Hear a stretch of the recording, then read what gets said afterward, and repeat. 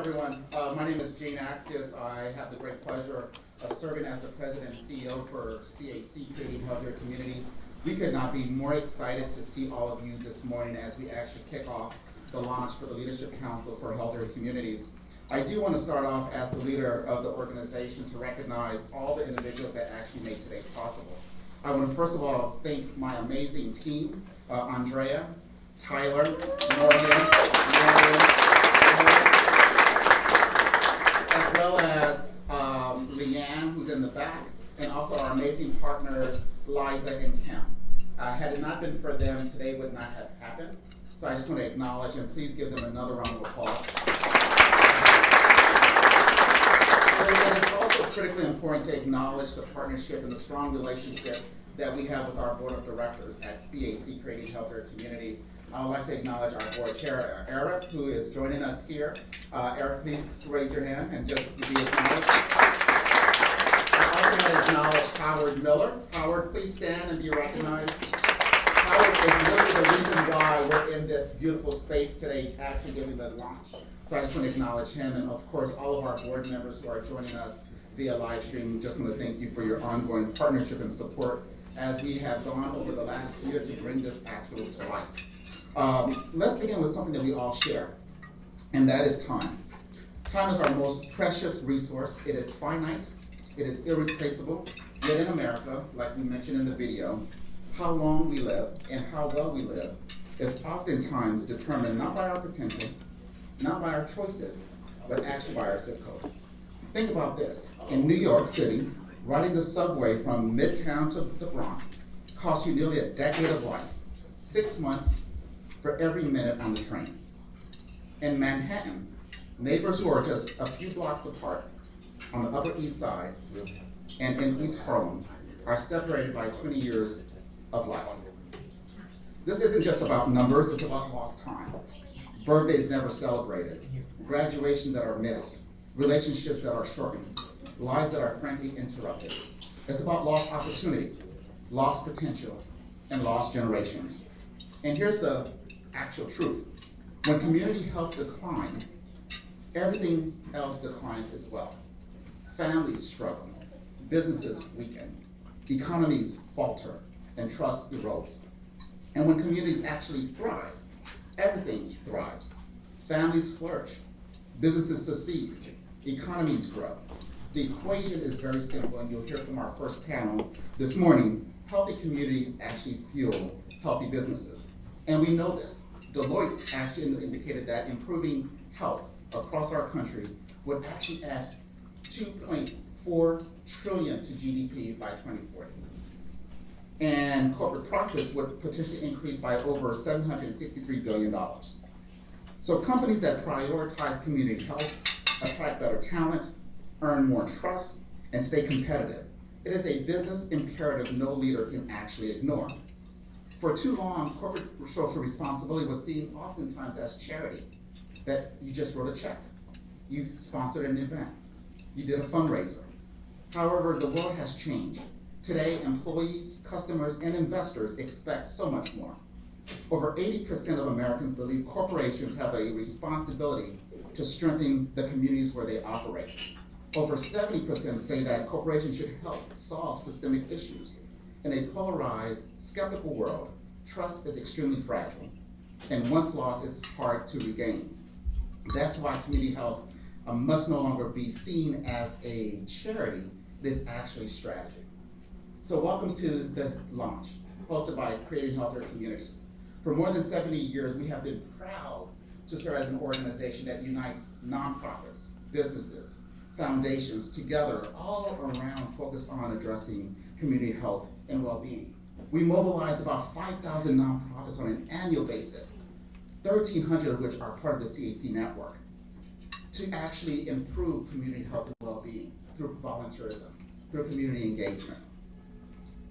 And our mission is more urgent now than ever, and that is to end preventable barriers to health, to close the gaps, to create resilient communities where everyone can actually thrive, because our greatest impact is always together. And today, we're taking our mission to the next level with the launch of the Leadership Council for Healthier Communities. This is a groundbreaking group of leaders from business, from health, from philanthropy, from nonprofits, all coming together to collaborate, to innovate and scale solutions that strengthen community health. It is leaders like Rigo, who is the president and CEO of the Armstrong Foundation, who has actually committed through their foundation $300,000 in rapid response grants right now to meet the moment. It is leaders like Alan from Aradex, who has committed $100,000 as seed investment to actually start to address the mitigation of health loss coverage as relates to Medicaid. It is leaders like Arif in Ameriprise, who is focused on addressing mental wellness and well-being for their workforce. It is leaders like Jaquay Henderson, who's president and CEO of Square Pig Technologies, who is actually doing a lot of work with the Lymphoma Society, addressing the issues of cancer. This is what this is about. It is not about optics, it's about impact. It is not about discussion, it's about action. It is not about being on the sidelines, it's actually being in the mix, because collaboration is the new form of currency. So with that, I want to turn it around and hear from our first panel. I'm going to welcome all of you and thank you for being here today for what is going to be a very action-focused discussion, an opportunity for us to collaborate, to roll up our sleeves and really think about how we as a collective will actually address the moment in which we're in.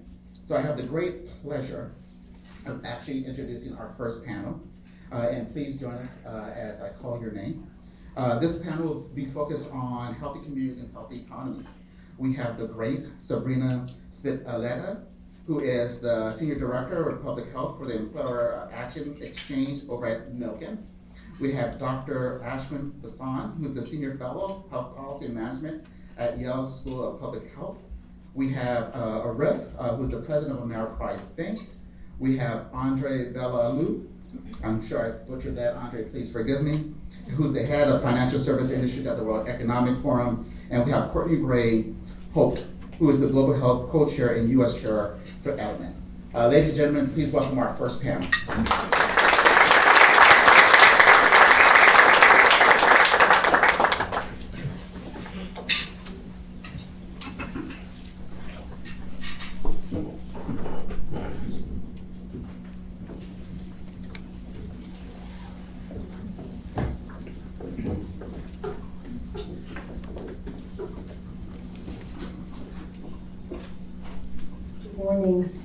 Thank you, Jean, very much, and to your entire team creating healthier communities, and to all your invited guests.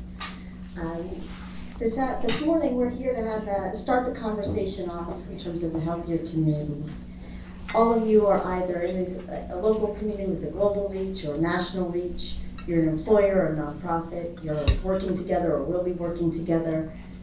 But the whole idea is that local really matters, right? That community, and that community is also employers. Employers have communities within themselves with the people that they employ and the communities that they serve in the surrounding area.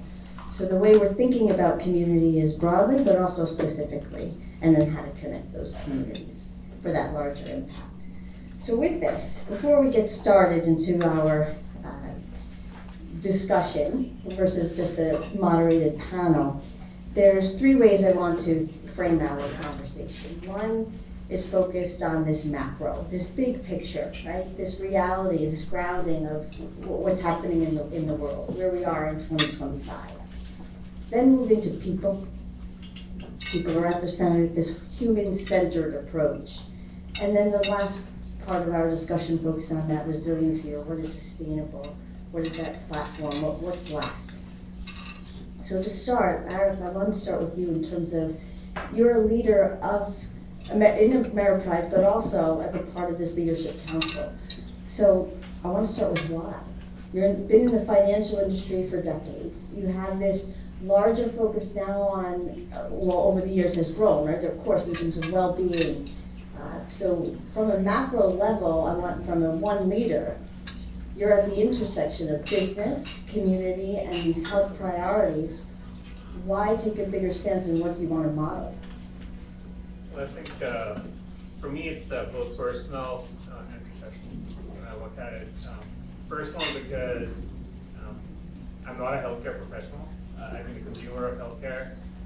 Luckily, being on the privileged side of that, getting the best service, and most recently getting my knee surgery done. But I've also seen the other side of it, both in this country but also globally. And that drove a lot of personal desire to get involved, engaged in the discussion, engaged in what we can do. On the professional side, I have to say, I was fortunate enough to start American Express, which is a great company. It takes a lot of good care of its employees, but the whole notion of corporation as an entity has fundamentally changed, where you take a macro view and you say, oh, there's this behemoth, JP Morgan, Bank of America, American Express, but ultimately they are community-based organizations, whoever that business may be. It could be a tech, AI-based business. Ultimately, there's an employee who lives in that community physically, and without the well-being of that employee, the well-being of the company will not happen. We all talk about it in discussions, and leadership discussions about, the single biggest asset of any company is the workforce. The question to me has always been, okay, what does that mean, and what are we doing about it? And that has changed. I have to say there's been a lot of positive change as well. Companies have stepped forward. You've seen some of it driven maybe by insurance changes, where insurance companies have said, let's get on the well-being so I don't have to pay out, right?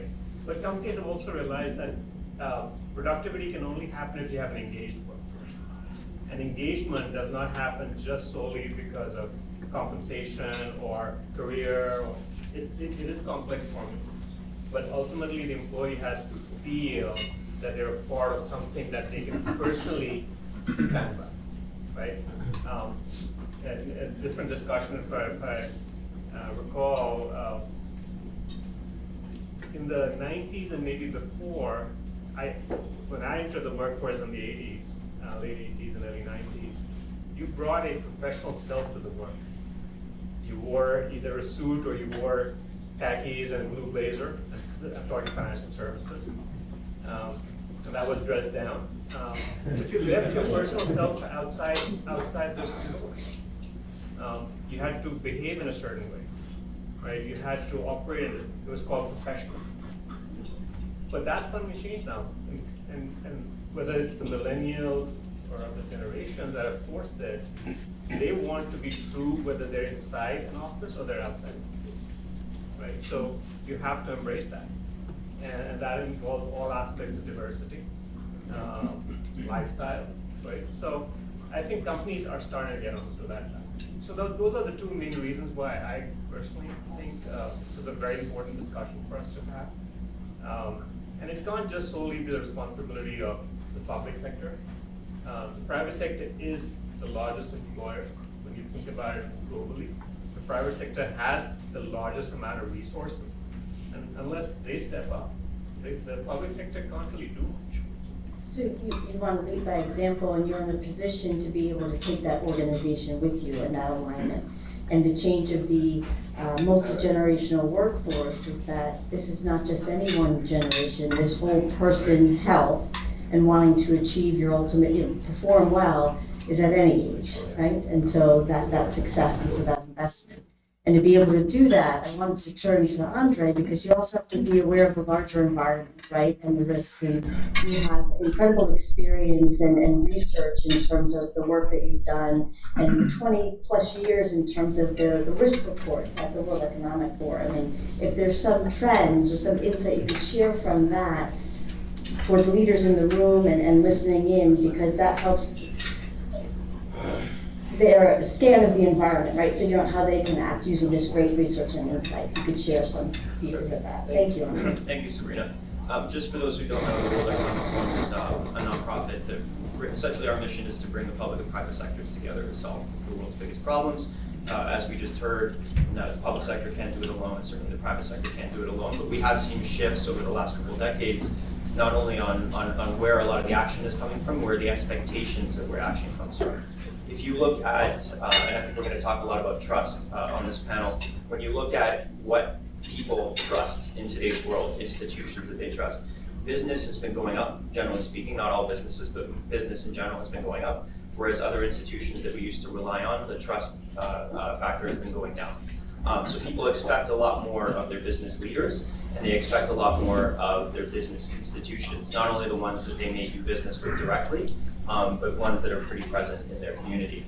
And to go back to your question, Sabrina, around the Global Risk Report, it's one of the reports we do. We survey about 10,000 business leaders and public leaders from around the world every year to ask them what's top of mind and essentially where all organizations should be kind of focused. The top line on this is that we are in a world that is riskier than it's been in the past. We used to have potentially one crisis happening at a time. Now we're seeing across most geographies, including here, you're starting to deal with multiple crises at the same time.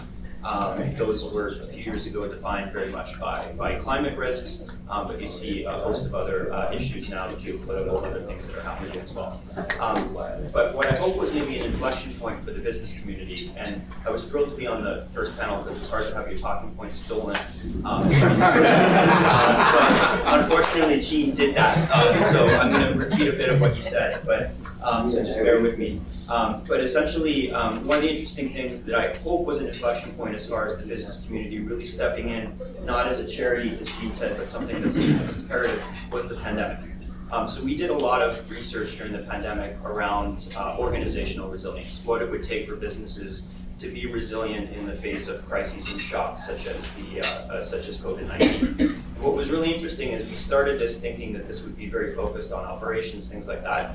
But the main conclusions that came out of that was about people, as Jean said. So essentially, organizations are just a group of people, and the people are the ones that ultimately help it succeed or fail.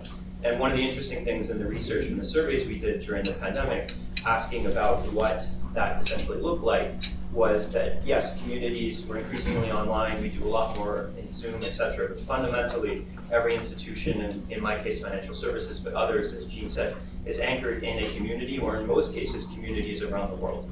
And we face common challenges, we face different challenges across different places. So when we asked business leaders what was kind of top of mind, it was really this notion of not only their own employees, how you take care of their own employees, but how you build that resilience in the broader communities in which they operate. It's very easy during a pandemic to understand when everything's shut down and you can't get people to your office and so on. But what we're talking about is a problem or is an issue that's much broader than just one shutdown. As Jean mentioned, there's structural issues in most societies that we need to look at. And so what's been very enlightening and heartening to see is that you see a lot of these organizations, many financial institutions, not just here in the US, but around the world, who have really invested billions of dollars now in various ways around community development.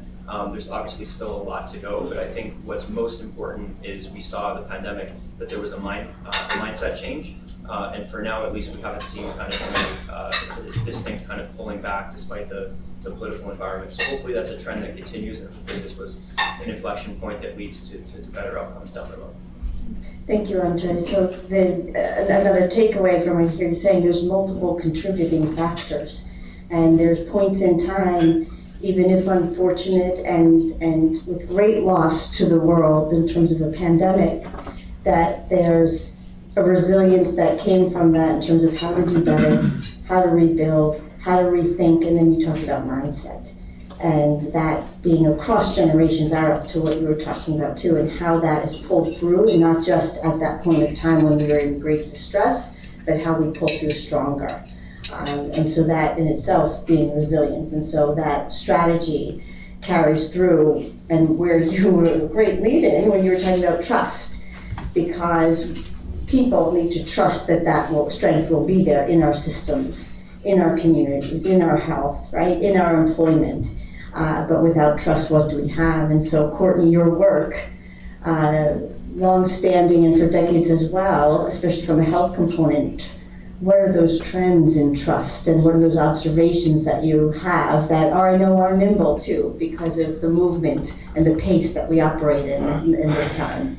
If you're able to share some big picture. Absolutely.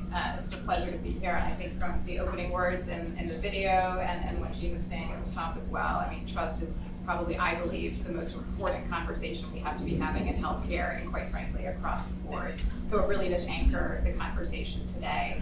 At Edelman, we've been studying trust for 25 years. We do an annual trust barometer that looks at levels of trust in 28 countries globally, and we specifically look at 4 institutions. We look at business, NGOs, the media, and government.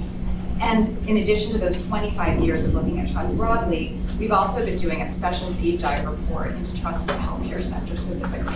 We've looked at the health sector for years doing our larger report, but for the past 5 years, we've done a special report that looks at where is trust with the healthcare community globally across 16 countries that we survey. We have about 1,000 respondents per country. So our larger survey surveys about 33,000 people annually. This report surveys about 16,000 people. And we've seen these peaks and valleys from 2020 on to today, where we saw trust go up and trust come down and back and forth. And where we sit today in healthcare really speaks to, I think, where we see trust overall. So I kind of take a first look at sort of the overall picture. What we found in the 2025 report was that trust broadly, globally, in these 4 institutions has plummeted. And to the points that we were seeing about sort of that trust in business specifically, during the pandemic, trust in business was sort of the last retaining wall of how we get things done. The public has said, of these 4 institutions, and in particular with my declining trust in government to make things happen, I turn to business and employers as the place that can still be productive, that can deliver solutions, and that I as an employee see my employer as a place where things can still get done. But in the past year, what we've also seen is that the polarization politically that we've seen globally has really moved from that polarization into a state of defense. And I know that we see that in healthcare in particular. And so what we've seen is this changing mindset of, if you are not with me and aligned specifically with my personal beliefs, you are against me. And that's a very different place when it comes to trust and where we've been over the past several years, to see that in particular over this 1-year period. And so what we've seen that the impact of that on healthcare is that when we talk to people about those 4 institutions and how are they helping you with your healthcare needs, 60% of respondents globally told us, I actually believe now that those institutions are actively working against me when it comes to my healthcare needs. They are actively blocking me from getting the care I need. And again, that is a very different mentality than just, I don't know that I trust those voices of those institutions. So I share that partially to let you sort of see the shocking data that we've seen, but also to level set that we really are in a place where we have to think about how we're engaging with the public in very specific communities in a different way than we have before. To paint one more picture of sort of a shocking data point, what we're also seeing when we talk to people individually about their health care is that about 1/3 of respondents overall and about 45% of respondents 18 to 34 said that when they think about their own health care, they would stop seeing a healthcare provider if they didn't share the same political beliefs as them. They wouldn't trust their guidance. And we're also seeing an increase in people 7 points up this year than it was in 2022 of people saying, I'm scared, I have fears about the polarization and politicization of health and science. So all of that is sort of sitting in the microcosm of what we'll talk about shortly, which is, well, what do we do about it? And what I will say is there are positive things we can see, some bright spots, the trust in my doctor, the trust in the healthcare provider as such an important person, the trust in my local communities, the trust in my employer as a place where I can still get information that I trust and I believe things can get done.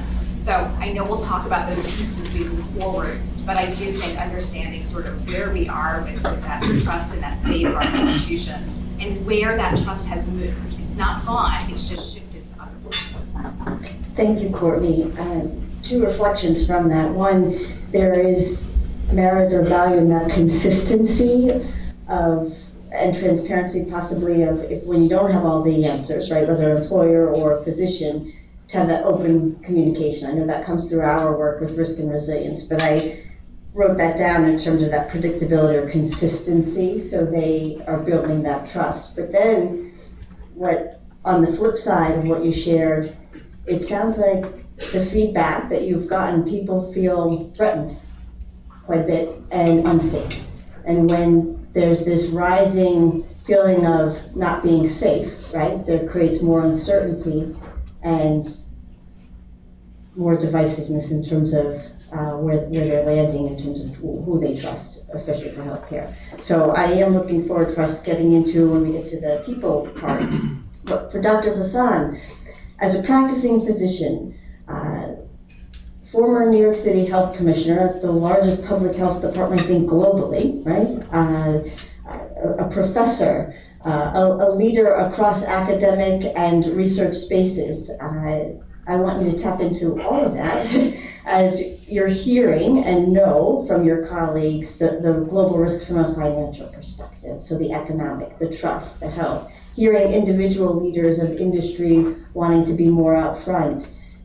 In your evaluation, how does this impact that community level and the people that you've always stood by to protect and your leadership focused on the people within that broader community? So how does this impact that? It's great to be here, and thanks for that question specifically. I was really glad to hear Jean's opening around healthier, longer lives being a kind of a unifying North Star for what's this all about? What is the whole point of our endeavor? It is to ensure that everyone has as much time possible to do the things that they want to do with that time to live out their definition of what a happy, healthy, and fulfilling life is in whatever form that takes. And I believe that the work of health is to create the conditions to allow that to happen. And when you think about the life of a city or any place, and how you might actualize that vision, you have to bring in all pillars of what I would call the civic infrastructure. Certainly it's the public sector, and I think public sector has a huge leadership role in this regard, because there isn't another sector that is singularly focused on the public good. And so in terms of laying out the roadmap, in terms of setting the goals, in terms of building a vision, the public sector is uniquely capable of doing that. But that doesn't mean it can deliver on that alone. And of course, then you have nonprofits and communities. A massive sector, particularly here in New York City, about 20% of people are employed in that sector in New York City. And it's a sector that does, in many ways, can operate as an arm, an effector arm of the public sector. We run so much of our public resources, your tax dollars, through the nonprofit sector, but we leave so many swaths behind. We fail to engage deliberately and effectively, consistently over time with some of the communities that are hardest hit and need it the most. And that gets back to this notion of trust. Trust is built brick by brick, minute by minute. Or there's an old saying that, trust goes up by the stairs and down by the elevator, right? I mean, you can lose trust very easily, but it's very hard to build. Of course, then you have the philanthropic sector, which can seed a lot of great ideas in both the public and the nonprofit space. But the private sector is one that has, in many ways, been at arm's length for too long in health.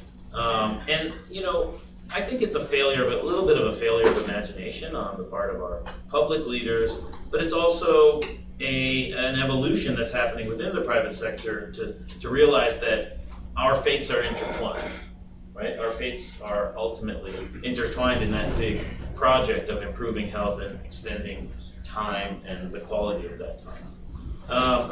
And so what we saw during the pandemic was that those lines blurred, and we were all a part of this common project. Fight this pandemic, fight this disease. And you saw extraordinary efforts from all four of those pillars of civic infrastructure to get behind this single common goal. In this city, across this nation, across the world, you saw people pulling together. So we asked ourselves the question, as the pandemic started to wane, end of 2021 into 2022, what if we could do that long term? What if we could establish a common health project that was bigger than an emergency, that wasn't just forged in the fire of a pandemic, once in a century pandemic, but that was actually the way we do business, the way we do things on a regular basis. So we created something called Healthy NYC, which is the city's plan to extend lifespans and health spans and reach our highest ever life expectancy by 2030 after obviously like a historic drop during the COVID era. And it isn't so much the numbers that are important, although the numbers provide a unifying theory of the case. It is the fact that across all of the leading causes of preventable illness and death, there are opportunities for each pillar of that civic infrastructure to deliver. Whether it's large employers running vaccination campaigns or health screenings. We learned during the process of building out our private sector coalition for Healthy NYC, our Champions Initiative, we learned that a group like Pfizer was putting out about 50,000 Narcan kits every year throughout the city. But we're doing so in no coordination with the city. And we're not sure where those kits are going, and now we do, right? And a lot of that was all based on what Healthy NYC was an invitation to come to the table, to plan with us, to think about us, and yes, also to speak truth about where these incentives can be sometimes misaligned. I think you're all aware that we're in this divisive time, we've touched upon it, and at the heart of it is an affordability crisis, right? Where the median rent in this city is over $3,500. In a place like the Bronx, the rent to income ratio is over 80, which is one of the highest in the 80 to 1, which is over highest in the country, and childcare is over $25,000 a year. So there are things that we need to be doing together, public, private, all four of those pillars, to address that underlying wealth issue, that underlying wage issue, that underlying affordability issues as a determinant, as a driver of health. But it only happens if you have some kind of partnership and architecture and a way of working together that lasts over time, and it can shift with changing health priorities and changing health needs. And so we tried to lay that out here in New York City. We passed it into law, and as I reflect on something like Make America Healthy Again, I think a lot about what would it look like if we did that seriously. What would it look like if we did that and actually believed in science? What if we did that and actually addressed root causes like wealth inequity and wage inequity that are driving health outcomes and health inequities? What if we actually did that properly and seriously and with dedication and with collaboration? Regardless of what happens over the next several years, that's going to be the challenge in front of us, and serious people are going to have to step into that breach and take up that mantle. I don't believe that it's going to change over the next couple of years. So I think a lot about the opportunity here for the private sector to be our partners in that effort. Thank you. So in the lines of collaboration and building that action and the leadership that cares, there has to be listening, right? The listening to the different perspectives, why there's polarization of trust. So there's how are we doing that actively as employers, as nonprofits, and then with the intention to collaborate effectively. And so with that, all of you actually have spoken about empathy showing up in the workplace, but also in the communities where we operate. And so within the context of people and collaboration and building trust, I'll start with you, Andre, and then then we'll move into the empathy, because I'm watching the time, and I know we want to get to a lot, but there's longevity work that you've done, right? And so that was successful because of building the trust, and so the ability to listen to different stakeholders. If you could share some insight from there, and then we'll keep on moving through our panel. But I want to go back to that because you opened with trust as well. Yeah, no, absolutely. And actually, this is an initiative I had the pleasure of working with Jean on back in the day. At the Forum, we focused on a project years ago called Living, Learning, Earning Longer. And essentially it was, how do we adapt our societies, our economies, and our employers to essentially realize the fact that 5 generations are working side by side for the first time in human history, a trend that has continued over time. And obviously that has implications from an organizational standpoint, but there's broader, obviously, as we've heard from all the other panelists as well, broader considerations around that. And I think one of the things that people tend to associate with longevity is lifespan. So we're living till 85, or in some cases almost 90 median age in some countries.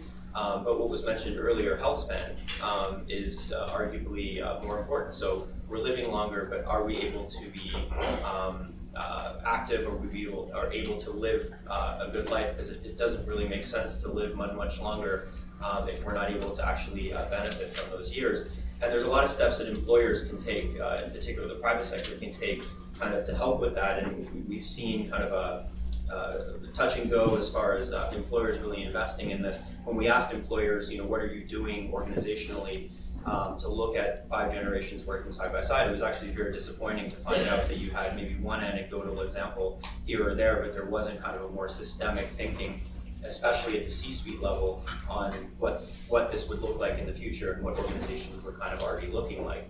And we've seen some incremental change there, but I'd say we're still, generally speaking, in most organizations a bit behind the ball there. And it's not just even on health outcomes and partnering with your employees on the healthcare side, it's also on the financial side. So financial literacy is something that I think we've struggled from an education standpoint, from a societal standpoint, to really build out widespread financial literacy. And if you're going to have a great health span, if you're going to have a longer life, part of that is being financially secure and building up over time the tools and the knowledge to the best of your ability, especially today, as was pointed out, with affordability issues being top of the agenda, people being able to make those informed decisions. And I fear that that's something, as long as I've been working, we've talked about financial literacy as something that's absolutely critical and crucial, and a skill that everyone needs to develop.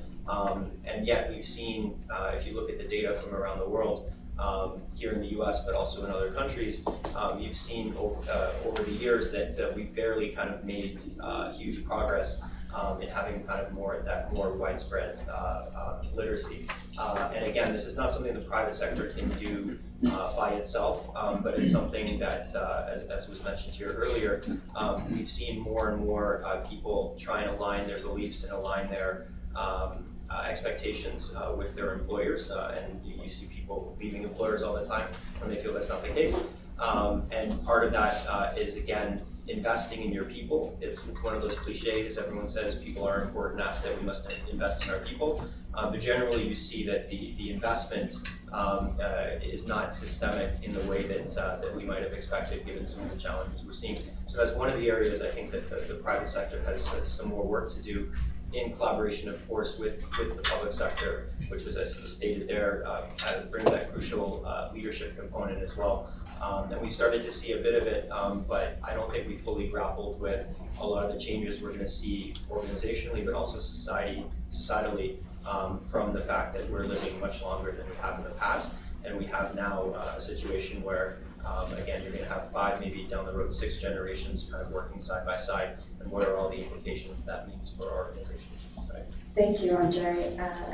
A nice theme linking the both of you is that financial literacy, helping with understanding what is affordable and what is not, right? And that what is livable. And then the active listening that's demonstrating from employers or cross-sector that this is really important to people, that I could care about my health, but I need to be able to put a roof over the head, and I take care of my family. There's certain things, and to be able to navigate that landscape, it's a lot. It's not any one thing, as we talked about at the start with the rising risks, right, and the uncertainty. And the pace. We haven't talked about pace yet. The pace of living, not just working, is fast and doesn't slow down unless you figure out, again, on the individual, to slow it down.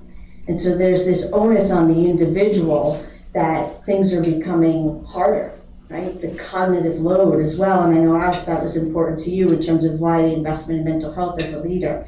And so going back to this empathetic listening, Andre mentioned cross-generational, and I want to get to the trust work within multi-generational, because there's some specific health insights. If you could just glean on a couple things, and I want to go to Arif about something he did recently with an investment in empathy for the people. So I'll get to empathy, but just to give a little bit of an overview too, engagement into where the public is getting their healthcare information goes into why empathy is such an important theme for us right now. Even with some of the dire data I shared at the top, 2/3 of respondents told us, I actually feel engaged as a health consumer. I feel like I know where to go get information, I can tell good information from that, I can go ask questions to the right kinds of people. So people are feeling motivated as if they know where to go get that information. But at the same time, we know that plummeting trust in media and changing attitudes with experts mean people are getting their information from so many different sources. And a lot of that is coming from changing attitudes with our youngest adults. So when we looked at the 18 to 34-year-old cohort specifically, our youngest adults, your youngest employees, people coming up in the workforce, young parents who are now thinking about raising their children and making healthcare decisions for their families, we're really seeing a different health ecosystem that is very peer-driven and looking at more personal impact, but also an interest in community impact and local decision-making as well. But the changing attitudes here really include a younger generation that is looking for information in so many sources. This generation is more highly consuming information than other generations, and they are more highly sharing that information. But they are looking for it with different voices. And one of the things they tell us is, well, 47% of us, 18 to 34, believe we can be as informed as a doctor if we do our own research. And we know that own research largely is being done online, searching for information. So they're finding information. They're validating it by checking multiple sources that they are reaching out to. And when they find enough to make a decision, they're making a decision. But it may not be with their provider. And a growing number of them tell us that in the past year, they've actually made a healthcare decision that went in the opposite direction of what their healthcare provider recommended to something they heard from a family or friend or something they found online. But why is that? We really wanted to get to the heart of why might you turn away from even a trusted health professional you have a relationship with. And what people told us, the number one reason was a lack of empathy. The academic credential that an expert has is still the most important credential they're looking for. But then the secondary piece is, I don't feel I can relate to you, you can't relate to me. We don't have a shared lived experience. I don't feel like you understand where I'm coming from. They're closing out that decision making and turning elsewhere, which then makes sense. Why might family and friends now be just one step behind HCPs as the most trusted expert people are getting information from? That's a shocking number. Did they 82% of the public say, my doctor is still my most trusted source of information? But just a little bit behind that, about 76 to 78% say family and friends are my next go-to for health information. Why am I turning to social media? Because I have a frequency and a relationship with voices that are sharing information online.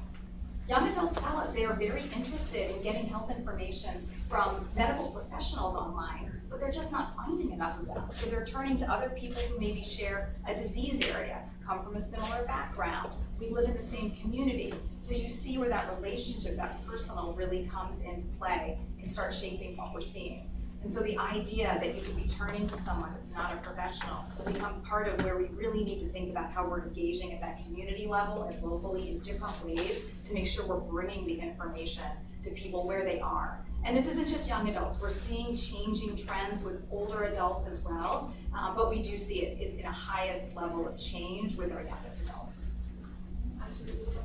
Well, it's so interesting to hear these data, and I don't know when the survey's from, because the thing that's missing from everything you just said is that AI is changing everything. And so in my current role at a fund, I've seen a lot of AI projects come across my desk, and I'm talking to a lot of folks in the sector, providers, payers, other stakeholders, patient advocacy groups, and that large language models are fundamentally reshaping the interaction.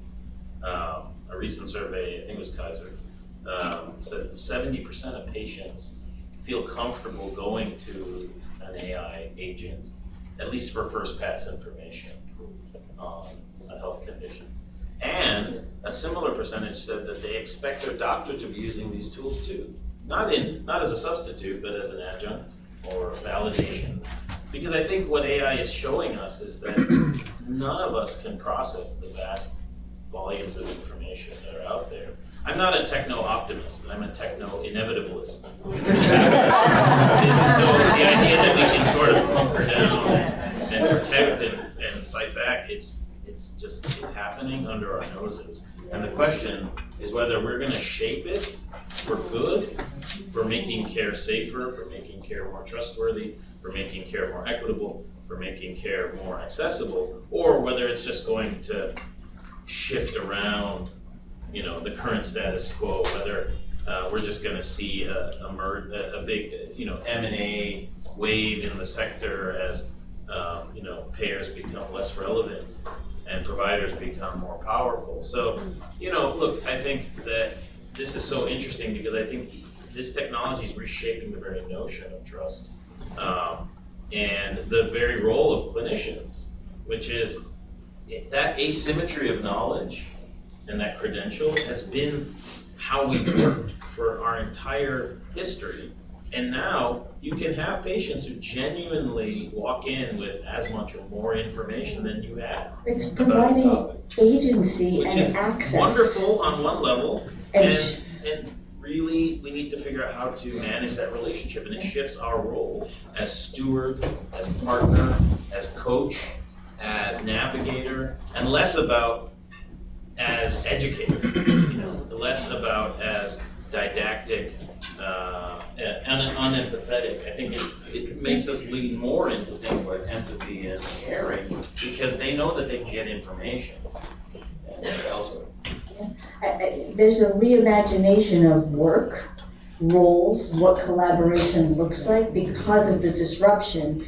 And to what you're saying, Dr. Hassan, that everyone has a role in that. It's not just happening to us. It's how you invest that time, that investigation and effort to redefine as we're using it. It's not, okay, let's get it perfect and then we can do it. And that's the hard thing, right? There's this simultaneous. And it's happening underneath our noses as we speak. And it's happening, you talked about pace. That pace of change is faster than I think any of us appreciate because we're not necessarily seeing it in our doctor's visits or community interactions yet. But wait 6 months, 3 months, 6 months, 18 months. This is gonna happen very quickly, and the question is, are we gonna shape it and drive it towards the things we want as a community, towards healthier, longer lives versus just sort of shifted revenue. Arthur, I want to turn to you before our final question, where I'll ask everyone for one more action or insight for the group. And it's something from last year, I think it was last year, where you were a part of a larger session from the Milken Institute this time, and it was focused on leading with empathy. And there were about 60 large employers that were there. And the idea here was focused on whole person health investments. It's good for business, people, and the surrounding community. And you were a part of that conversation. I'm just going to share some reflections from that for you to react to then share, because we're wrapping up almost where we start in terms of as a leader, this was really important to you, seeing that this is what people needed to hear from their leaders. And so some insights that came from the larger conversation are uplifting employers as valuable public health partners. So the industry wanting to be valued because they have communities in themselves. And so reaching out to each other, not just doing for, right? Doing with and together. Trust and transparency as core components of empathetic leadership. The transparency being even when you don't have the answers, figure out how to way to communicate, not just to be silent, because that in itself is communicating something. Listening builds the trust and resilience.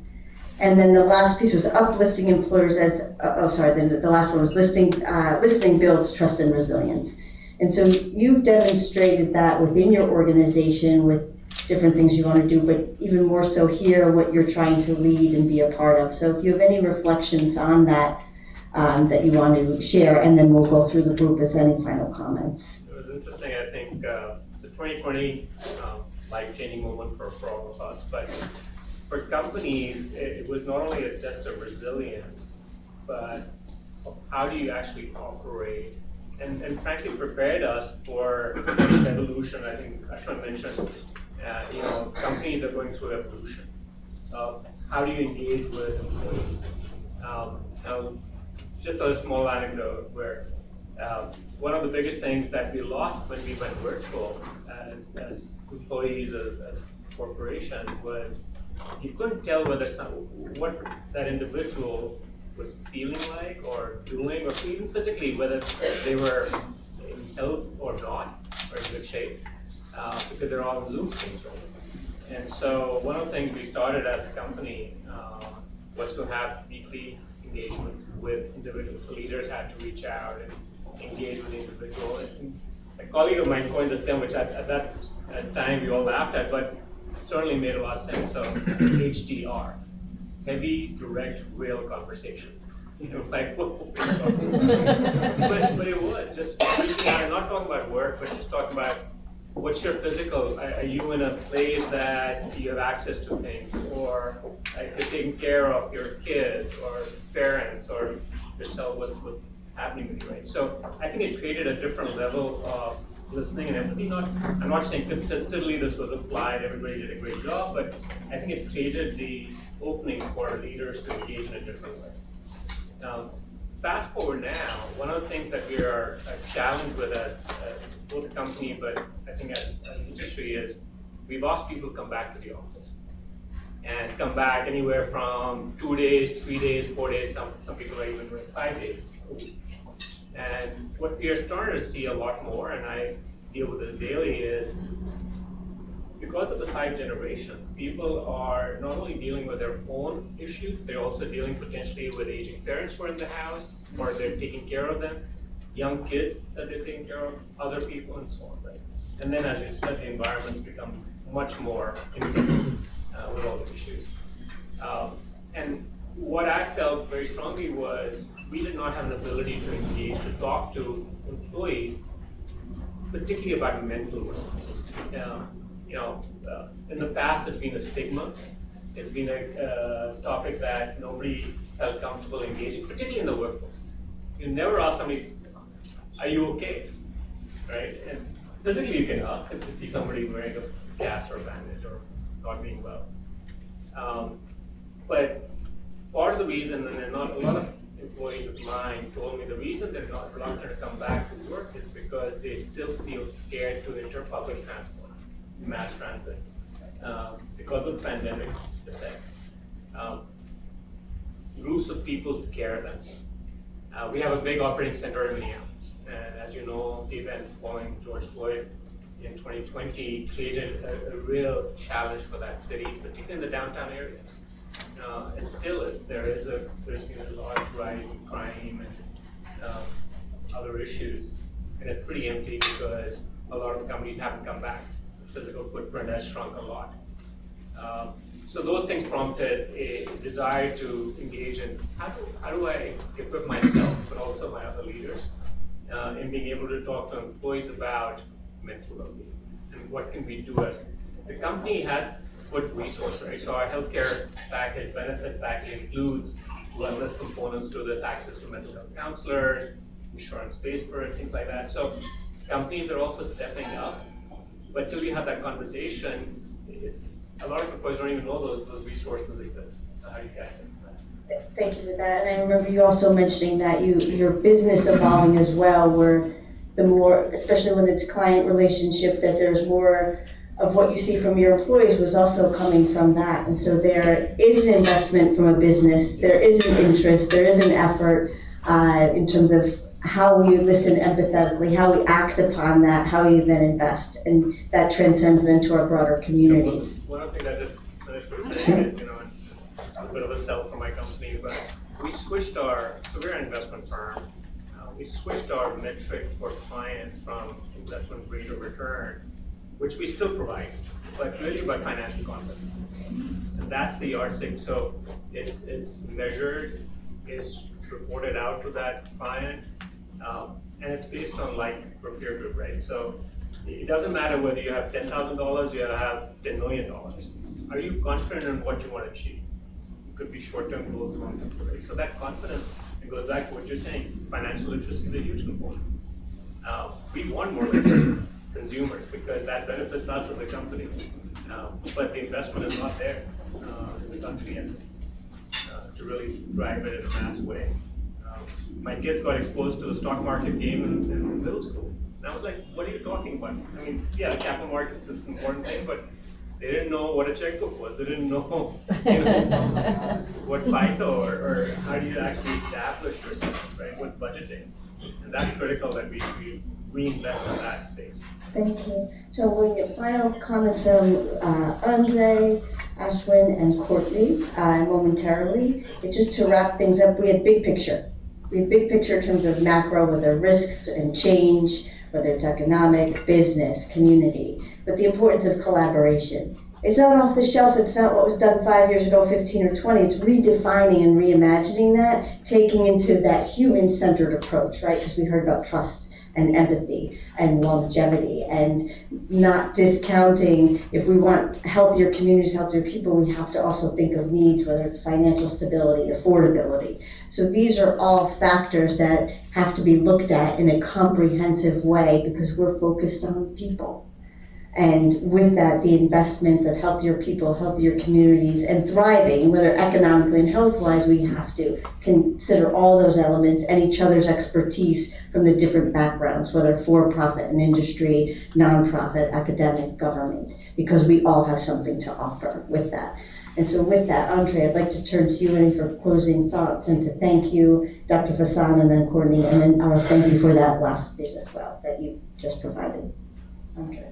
Thank you, Sabrina, and thank you, Jean, again for the invitation to be here. I think my closing comment would be one of hopefully some optimism, but also on this notion that we, I think, continue to need to do a bit better. We've talked a lot about different stakeholder groups.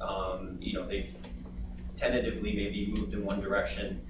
We've started to see partnerships here or there. I think as societies and as employers and others, we need to continue to think more systemically about how we collaborate on a broader scale, not just for health issues, but for all the other things we've talked about, financial, etc.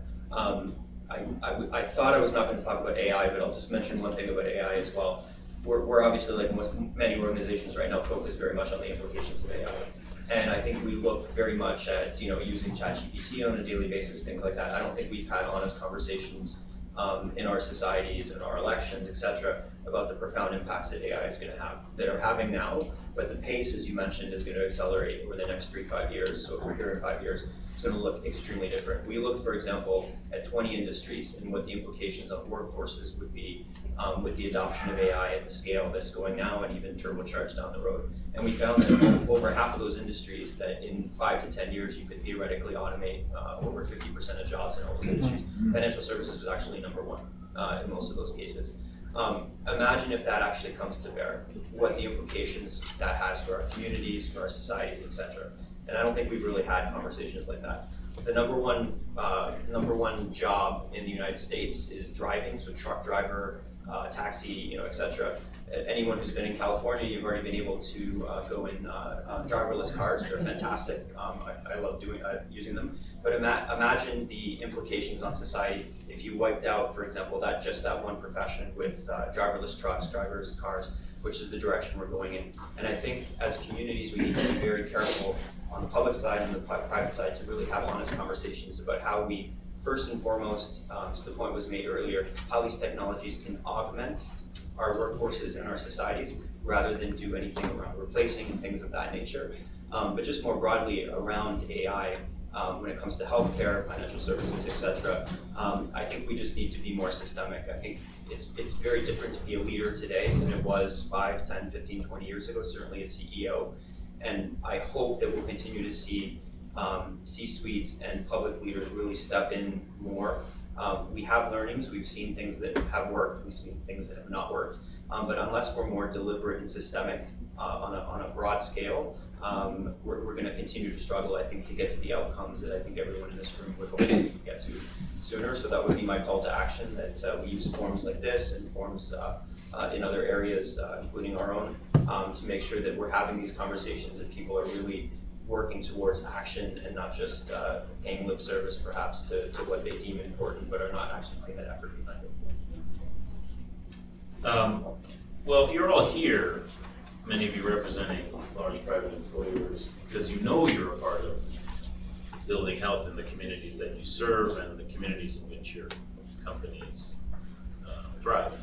And so that in and of itself puts you ahead of the game. because I think you are sort of laying yourselves out as industry leaders, whatever industry you're coming from. That recognition is important. And the way you use that is equally important. You know, one of the reasons I'm really glad to have Arif and Ameriprise here and to hear his perspective on how to build up financial security, confidence, literacy, and the sort of architecture of financial health is that it's going to take firms like his leading into that space to build health of not just the employee base, but the community.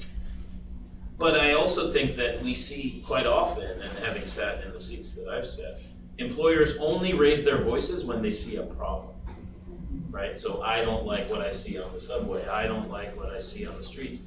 That visible, small visible fraction of what causes disquiet and ill health cannot be the only place you engage. You have to engage much more deeply in what builds health, right? The building blocks of health in our environments, in our communities, the air we drink, the air we breathe, the water we drink, the schools we go to, the access to healthcare. All of those things are a part of the foundation of building healthier communities. So it's one thing, you can't just be on the receiving end talking about the problems. It's important to engage in the solutions and to be a part. That will bring you and give you a seat at the table.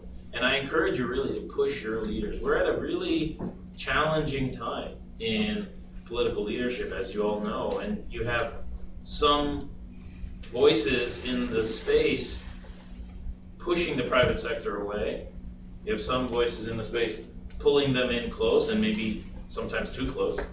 I think a balanced relationship is really important, but one that ignores it on either end it ignores your critical role is probably a miss. Last thing I'll say is back to where I ended my last remark, is AI is perhaps the most powerful change agent that we have seen in our lifetimes, in any lifetime. It's the first labor transition that is going to affect white-collar workers at scale. Healthcare and the building blocks of health are no different.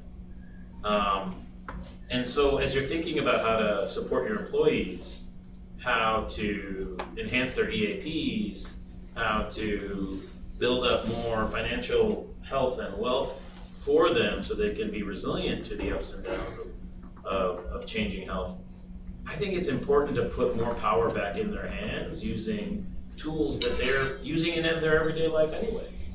So getting smart on how AI is changing the relationship, changing the sort of power valence of how someone engages with their employer and how someone engages with their own health, I think is crucial for employers to know and to build into their suite of services, build into their EAPs, and build into their offerings, so that people feel like they're in control, that they have more choice. Because if you don't give them that choice, they'll go seek it elsewhere and they'll find it, and it may not give you the answers you want, right? So I would say those are the three things to take away from my perspective. And with you, Courtney. So thank you again for being part of such a great conversation. I'd like to leave you with 3 building blocks to think about what we can collectively be doing to help restore trust, specifically in health, but really more broadly across our communities as well. The first is the power of trust is local. We know that when we look at how we can build back trust with communities and we look at what is the common denominator, regardless of people's political affiliation, regardless of people's age and other demographics, local voices and local trust is the most important piece. And that's my doctor. It's my local health authority. Yes, even with health authorities under attack for not having as much trust, people still have trust in their local health authorities. This is an important partner for all of us to be thinking about. And the local power of my employer.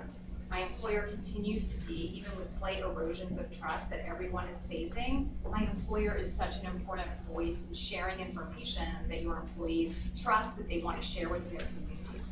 The second part is bringing forward solutions. People say, I need to see action, and organizations that show that they are in it to bring solutions to the table, that very act of bringing forward solutions. And then the second piece is the collaboration that we've been talking about. bringing forward solutions with others in and of itself shows that you're invested and it helps to build back trust. And so thinking about how are we doing, how are we providing, even bringing people along on the journey. We're coming down this path together. We don't have the full solution, but we're working on it together. And I think when it comes to things like AI that we've been talking about as well, people do trust what's local. So how are we showing solutions and tools that are in place with trusted voices they do trust? Because what our data shows is that right now, a lot of people feel that AI is for someone else. That thing that you're seeing, it's over there, and I don't feel like I understand enough of it and how it can help me. But when people see a specific intervention, a specific tool with their doctor, then they see the trust because it's coming through that partner. So how are we thinking about those powerful community, local voices, and healthcare providers to help think about specific areas? But all of us need to be a partner in telling those stories of success to take away that fear factor. And then lastly, again, the power of the employer to really be thinking about the places that you can be stepping in to share that health information, but doing it with others. You're such an important part of the community, and if we're thinking about the collective role we all have to play in building back trust in health and science and public health, it really does involve all of us in the room today to be working together. Thank you. Thank you to all of you very much for this conversation.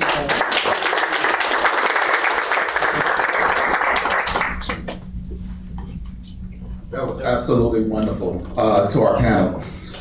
Courtney said something that I just want to kind of build on, and she said that the power of trust is local. And it reminds me of one of my favorite quotes from Brian Stevenson, where he said that, you cannot be an effective problem solver from a distance. There are nuances or details you will miss unless you actually get close.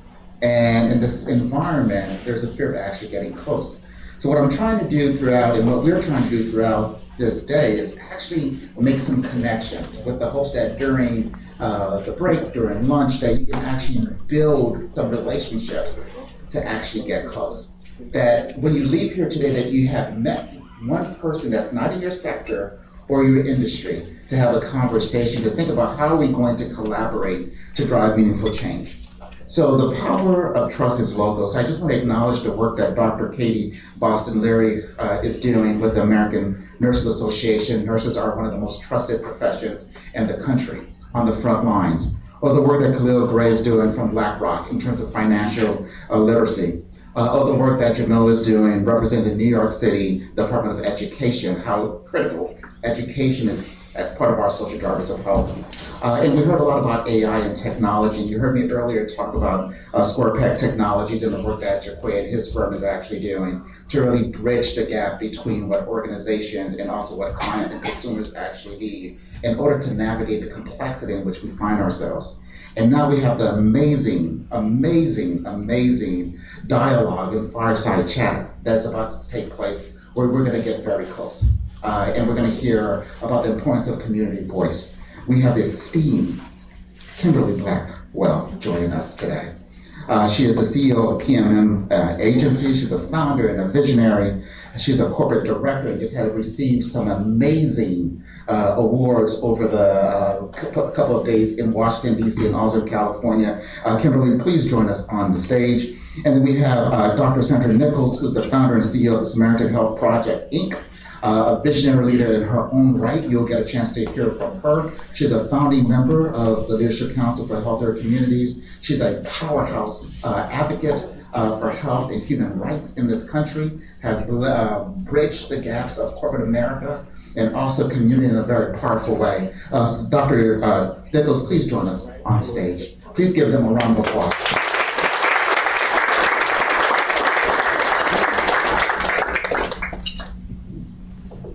Hello, everyone. I've been looking forward to this conversation. So, first, I'd like to acknowledge Jean and the great team at CHC. Thank you for having me today. I have the distinct honor and privilege of talking with Dr. Nichols. And one of the things that we're going to do is, as we're talking about creating and leading healthier communities, we got to also talk about what it means for the leader himself or herself. And so Dr. Nichols has given us permission to speak about something very personal to her that we hope, as we talk about her great work, will kind of stimulate some thought in how, as we all are sitting here, we are also prioritizing ourselves and our mission and purpose.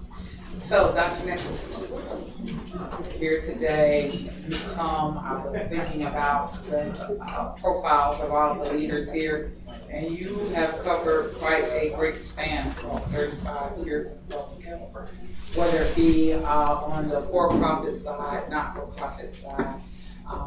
Let's start first with where you are now and talking a little bit about the Samaritan Health Project. And I thought if you could lay a foundation into some areas we will explore further. First and foremost, it is an honor and a privilege to be sitting here with Kimberly Blackwell. She brings about the phenomenal.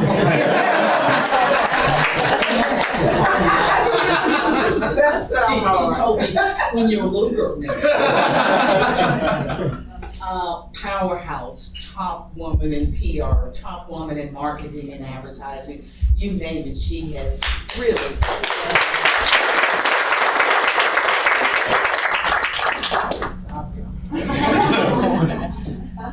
I have the distinct honor of being called by a greater power to be the founder and CEO of the Samaritan Health Project, Inc. We all know what the word Samaritan means. It's those who are marginalized, not only in America, throughout our world, but specifically in the Bible. Man, in that particular case, but today we see men, women, and children lying on the sides of the streets, wondering where their next meal is coming from, wondering where they would sleep, wondering if they're safe. But yet we go about our daily life. The Samaritan Health Project for me was a vision from God. My life is basically because God has blessed me, because I am a walking miracle. I've died 3 times and I've had a heart transplant within the last 6 years. And I sit before you knowing every single step of the way of my death and recuperation was nobody but God. Come on. And as a side of that, which is very interesting, I fell on my curling iron. That was the most challenging piece for me. It wasn't the heart, it was the fact that I have a scar on my left hip, 6 inches long, that went all the way through the muscle. And when I finally got away to Johns Hopkins Hospital, I was at home and died at home. My daughter was there, magnificent young woman who did everything she could, got to the local hospital, and their comment to my daughter was, if she lives for 24 hours, she will be brain dead. That length of time to bring me back. My daughter, being her mama's child and her father's child, broke in my phone while I laid in a cold room and called Johns Hopkins because I had a meeting at Johns Hopkins. I was an executive at that point, and part of my responsibility was meeting with the leadership in hospitals. She called me and said, my mom had a meeting with you this morning. She died. Can you please come and get her? And within hours, they were heli-whipping me over to Johns Hopkins. I got to Johns Hopkins, I awakened in a couple of days after being on a ventilator, screaming at the top of my voice. Screamed bloody murder. And you can't help but to ask, my gosh, was she screaming and thanking God she was alive? Was she screaming that, where am I? My daughter, once again, there with me, tried to calm me down. Mom, you're in the hospital, you're okay. Doctors came running from everywhere. My scream was about, where's my phone? I need to call my office. Nobody knows where I am, right? In the midst of death. I say that to you because doing all of that time, and even during my childhood, I think my life in the Samaritan Health Project has been born out of what I see as being not tragedies, but challenges throughout my life, which began as a child watching a fantastic young 3-year-old in my neighborhood hit by a large truck. And he died because they couldn't get across the railroad tracks to him in time. So, let's just unpack Everything. No, you don't. Because what I'm thinking about too, and I know we all are guilty, I'm in a 12-step program. When you woke up and looked for your phone, what was that like about in the sense, because I've heard you talk about like, where we felt like we had to be everything to everyone. Yes. And I'm wondering, when you wanted that phone, were you kind of still in that psyche of Samaritan and wanting to be so much? And is that, as we are looking at how we as leaders need to be examples unto others, I'm just wondering where you are in that journey. Because I think we all suffer from it probably more than we should. And especially women. Women feel like we have to be all things to all people. We're super women. We are the answer to every question. In fact, my mother taught all of her children a saying when we were children. We watched her go through the same cycle. She would say to all of us, when the task has once begun, never ever leave it until it is done. Whether the task is great or small, do your best or nothing at all. And so I walk through life saying, gosh, if mom can do this with 6 children, I must do my best. And then you get around other women who are saying to you, in spite of who you are, you have to be better than the next.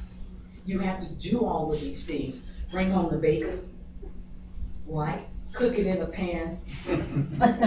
Never ever let your husband or significant other forget that he or she is in your life. You have to be the top of your position at your job.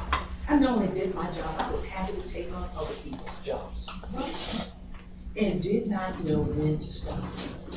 My husband would say to me often, that treadmill is going faster, faster, and faster. And I don't know how you're gonna get off. My comment was him, I'm Superman, I can handle this. But what we see in all of us is that none of us are super anything. If you think about healthcare itself, if you think about wellness, one, it is the great equalizer. Why is it the great equalizer? It's the great equalizer because it doesn't respect money. It doesn't respect power. It doesn't respect race or zip code or sex or genetics. It did not respect the Apple CEO. And it certainly did not respect me. I really thought at that point I was doing all of these Samaritan things throughout my life to make a difference. But I think God had to wake me up after that, dying 3 times and having a heart transplant to say, I'm the Samaritan, not you. You are just a vessel to move things in the directions that they should be moved. And so today I've learned, somewhat learned, my family would disagree with me, that I am a vessel. And it's my responsibility after I died and came back to life. It was a calling on my life to create the Samaritan Project and begin to put all of my energy, not in corporate America, but to work with those who live in the margins of America. Those who don't have, I talked about living on the street, and to make sure that my life is committed to making a difference.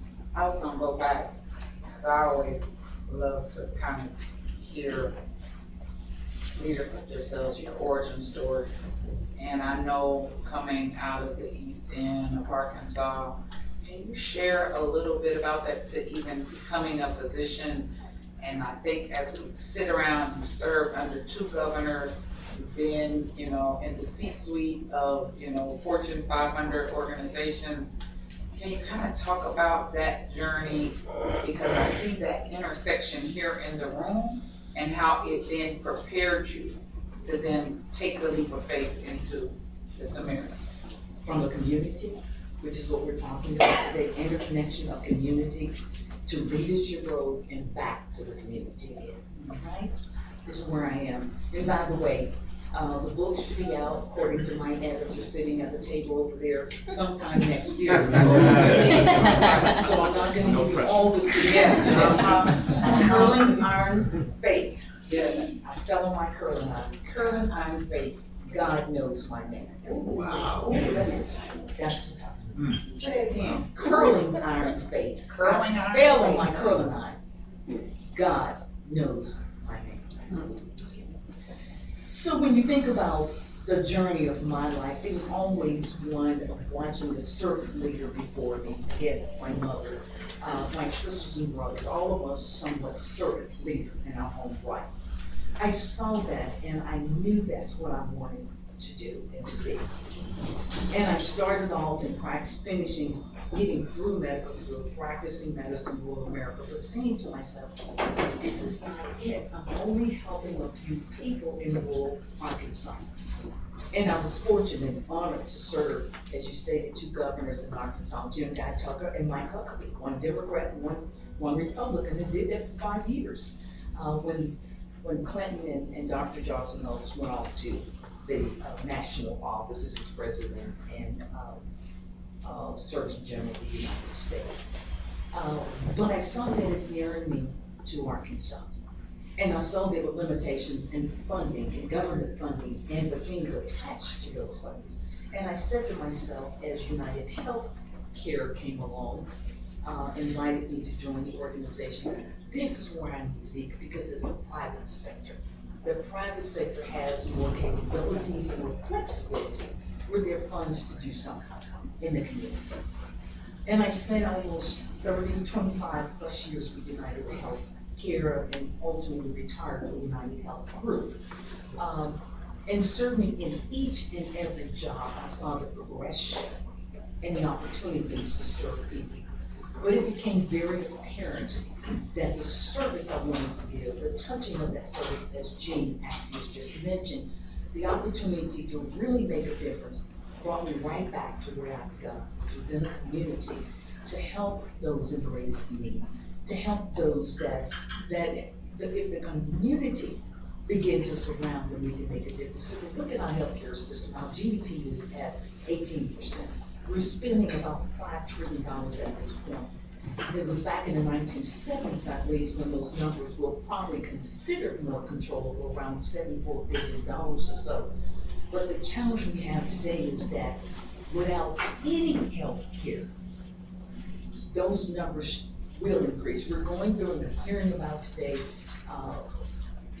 the lack of affordable, accessible, quality health care.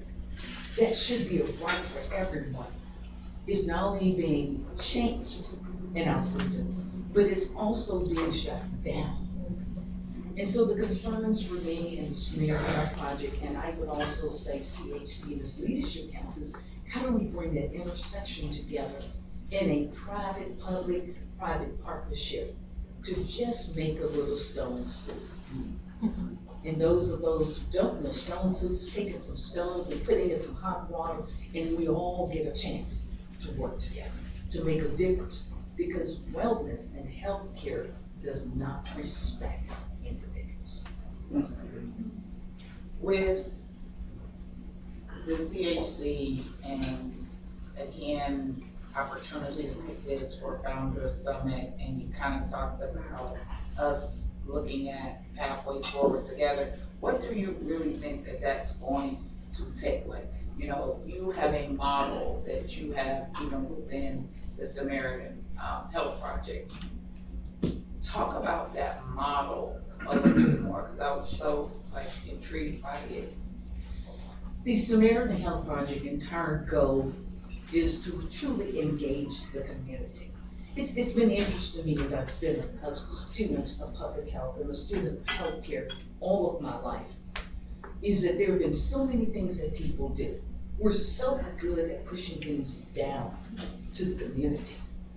But if you give me a bottle of water and I refuse to drink it, it is just water.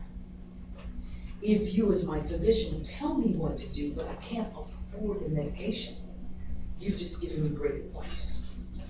If as a parent, I cannot get my child to stop screaming in the middle of the night, then I'm gonna go to the emergency room, or I'm gonna try to find someone to help me that's going to be cost efficient.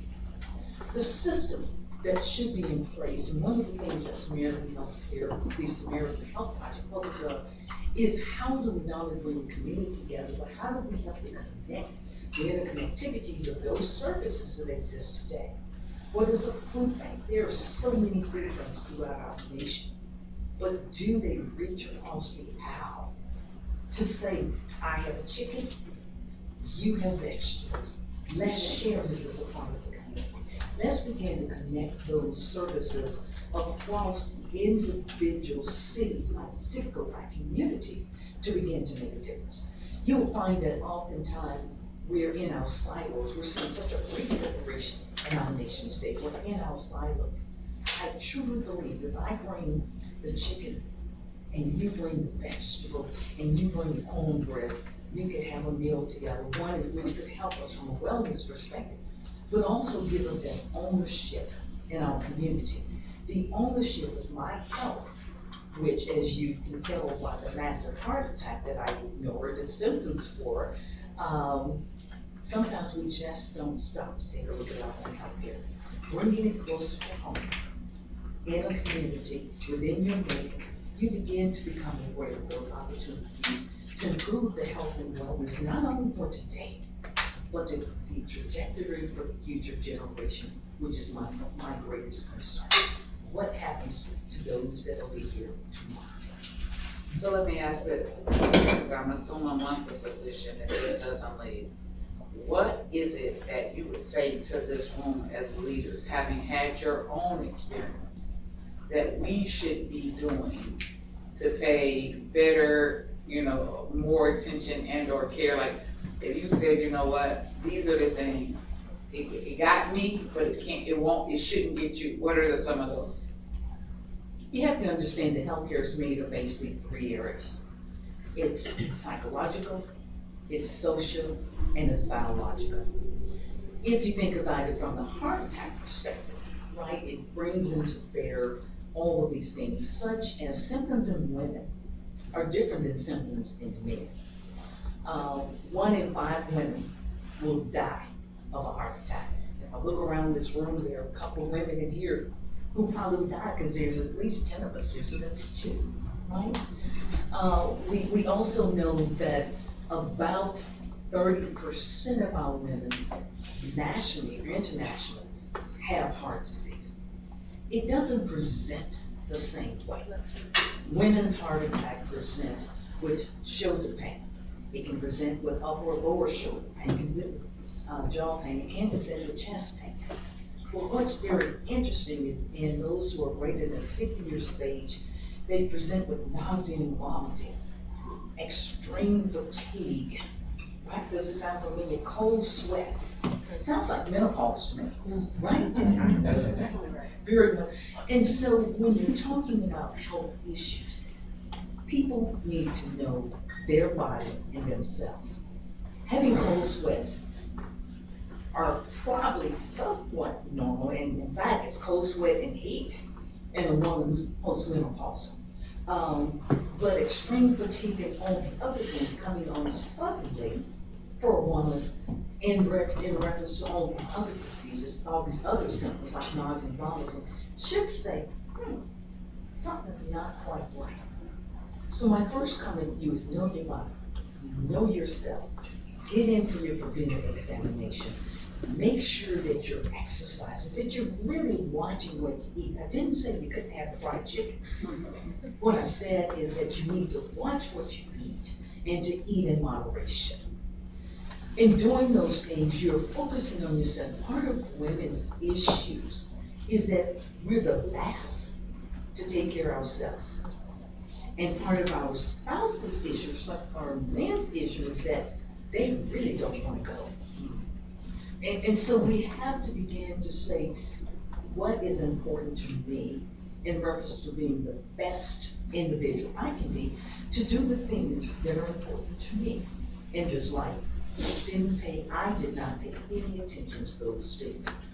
And I think it's so essential for us to do that today.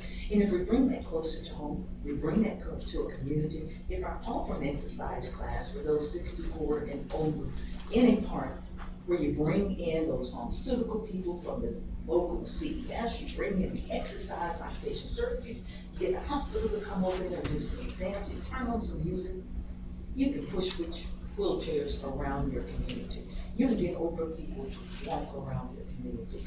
The engagement now becomes one to where I'm not just looking to exercise alone. I've got a whole community out there waiting for me. And I have to speak for myself personally.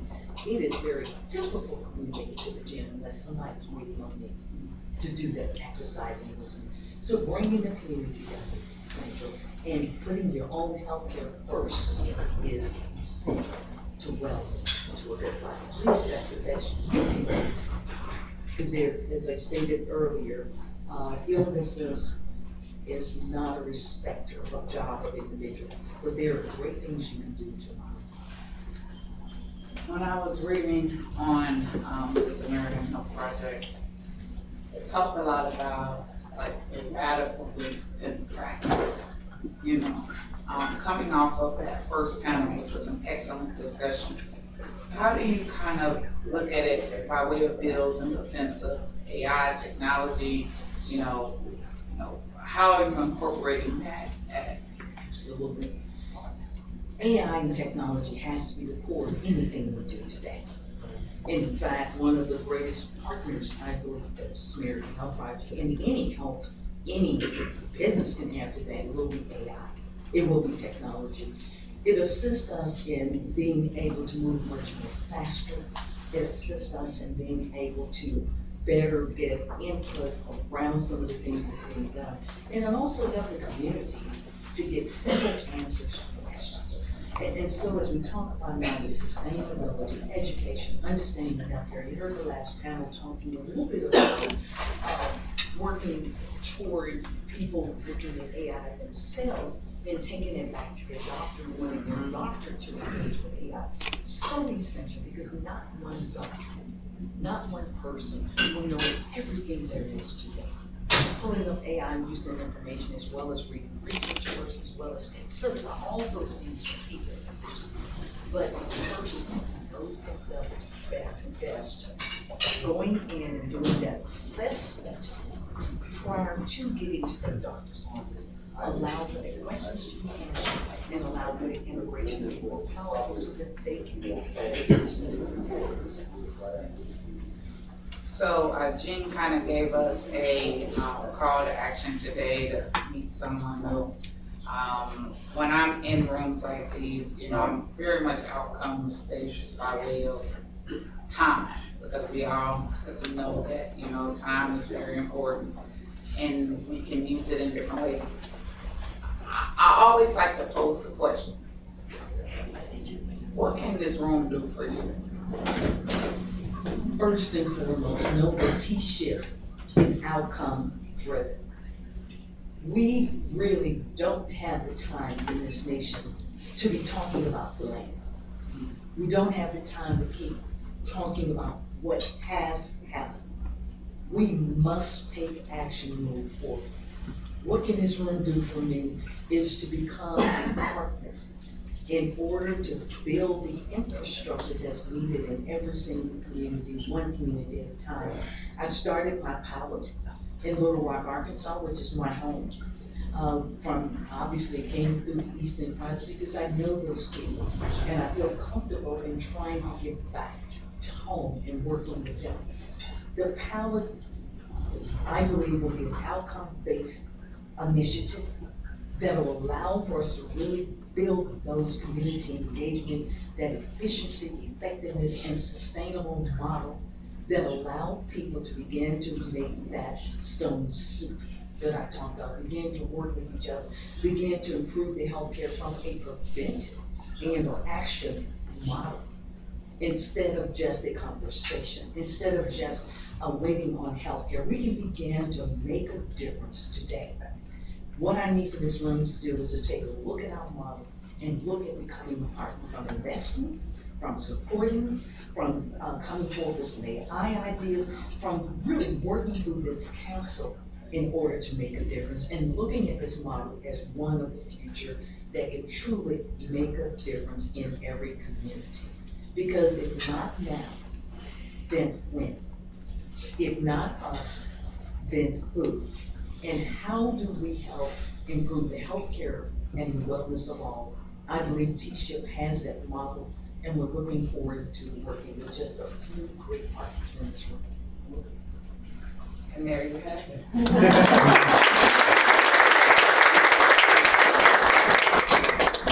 Wow. As the conversation was happening earlier, I thought about Dr. Maya Angelou, who wrote the poem Phenomenal Woman.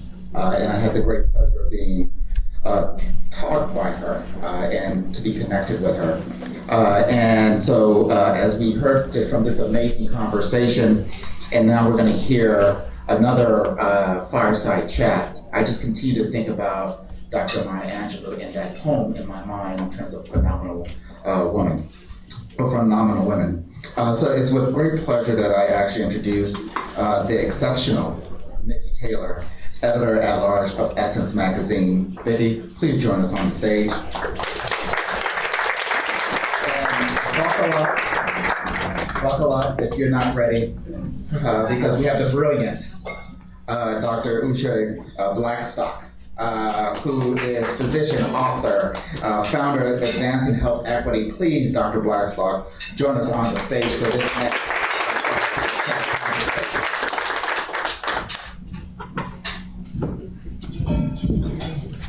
Well, thank you. Dr. Blackstock, welcome. It is such an honor to sit and share with you today. Can I ask, is there another officer that has a... Here you are, you can take mine. And I want you to take that mic over there. Okay. Since I've claimed this one, I understand that there's a little problem with the pickup, and I want everyone to hear what you have to say. Well, good morning, everyone. Good morning. All right, I'm glad y'all still making with us. So, Dr. Blackstock, these are no ordinary times. And we really have to do everything in our power to close the gap between where we are and where we need to be when it comes to healthcare. And certainly I've been on this beat a long time, and it's just, I don't want to be shocked or disrupted in not a good way, but I know there's work to be done. Kind of work where you roll your sleeves up and get out there.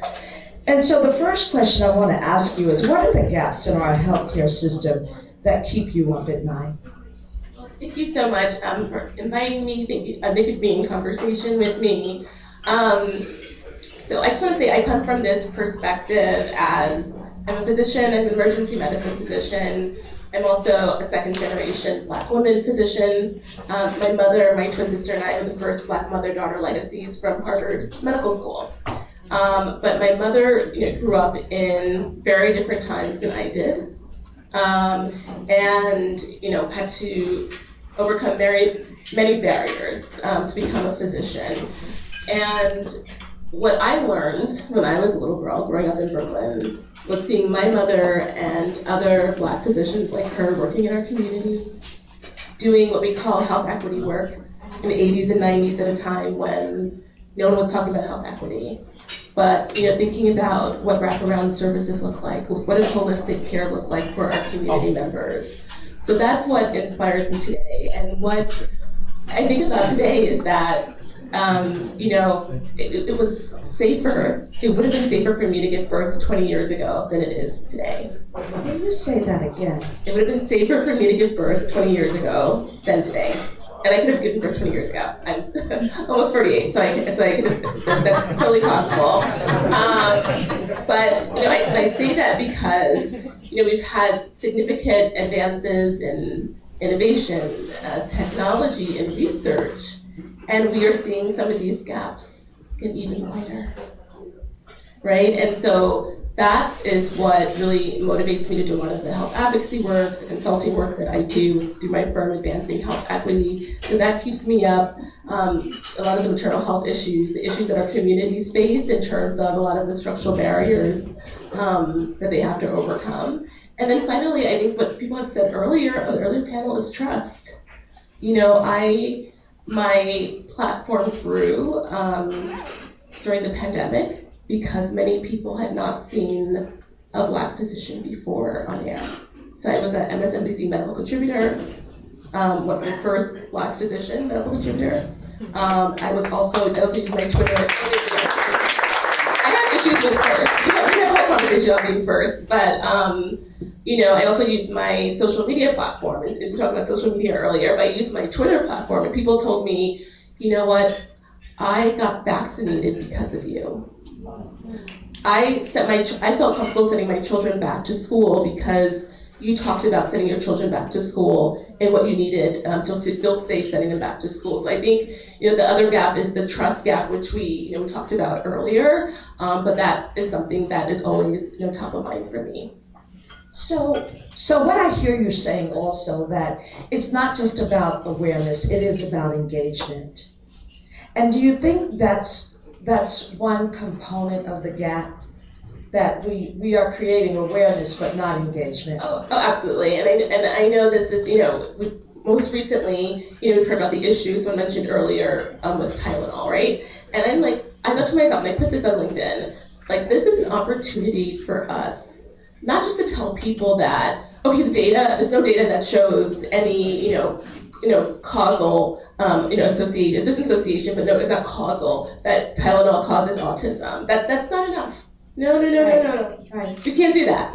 Right. We really have to think about how do we engage with community members about, making sure that they understand this data, because, even for health professionals, it's confusing, right? But how do we co-create this messaging and the communication, right, with these sort of really sometimes difficult to understand situations come up that people are rightly very concerned about, like, should I be taking this medication if I'm pregnant, right? But thinking about, and you said, like, we're in different times now, and I always think about this is an opportunity for us to reimagine how to do things better, because we weren't always doing things better. Right. We have to admit that a lot of the systems that we had in place, prior to this year, Right. they weren't, Right, no, and I love that, and Jean, wherever you are in the room, yes, I am going off script, but I'm here. That's what we do. And so you are a big proponent of engagement. You're also a big proponent of collaboration. And something I read that stuck with me, that where you speak a lot about cross-sector collaboration, and I love that, because that's the part of this that I remember was great. We had community, and the doctor and the minister and everyone knew everyone, and they not only went to the office, they came to the house and so forth. But you talked about collaboration even from corridors, such as business, health, philanthropy, and community, as the way forward on the road to radical change. And I'd like for you to tell us why this is so essential.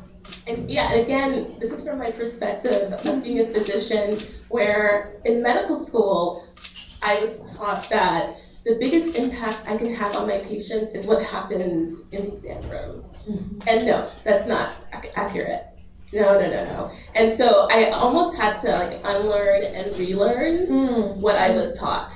That yes, it does matter, obviously how I listen to my patients, how I interact with them, shared decision making.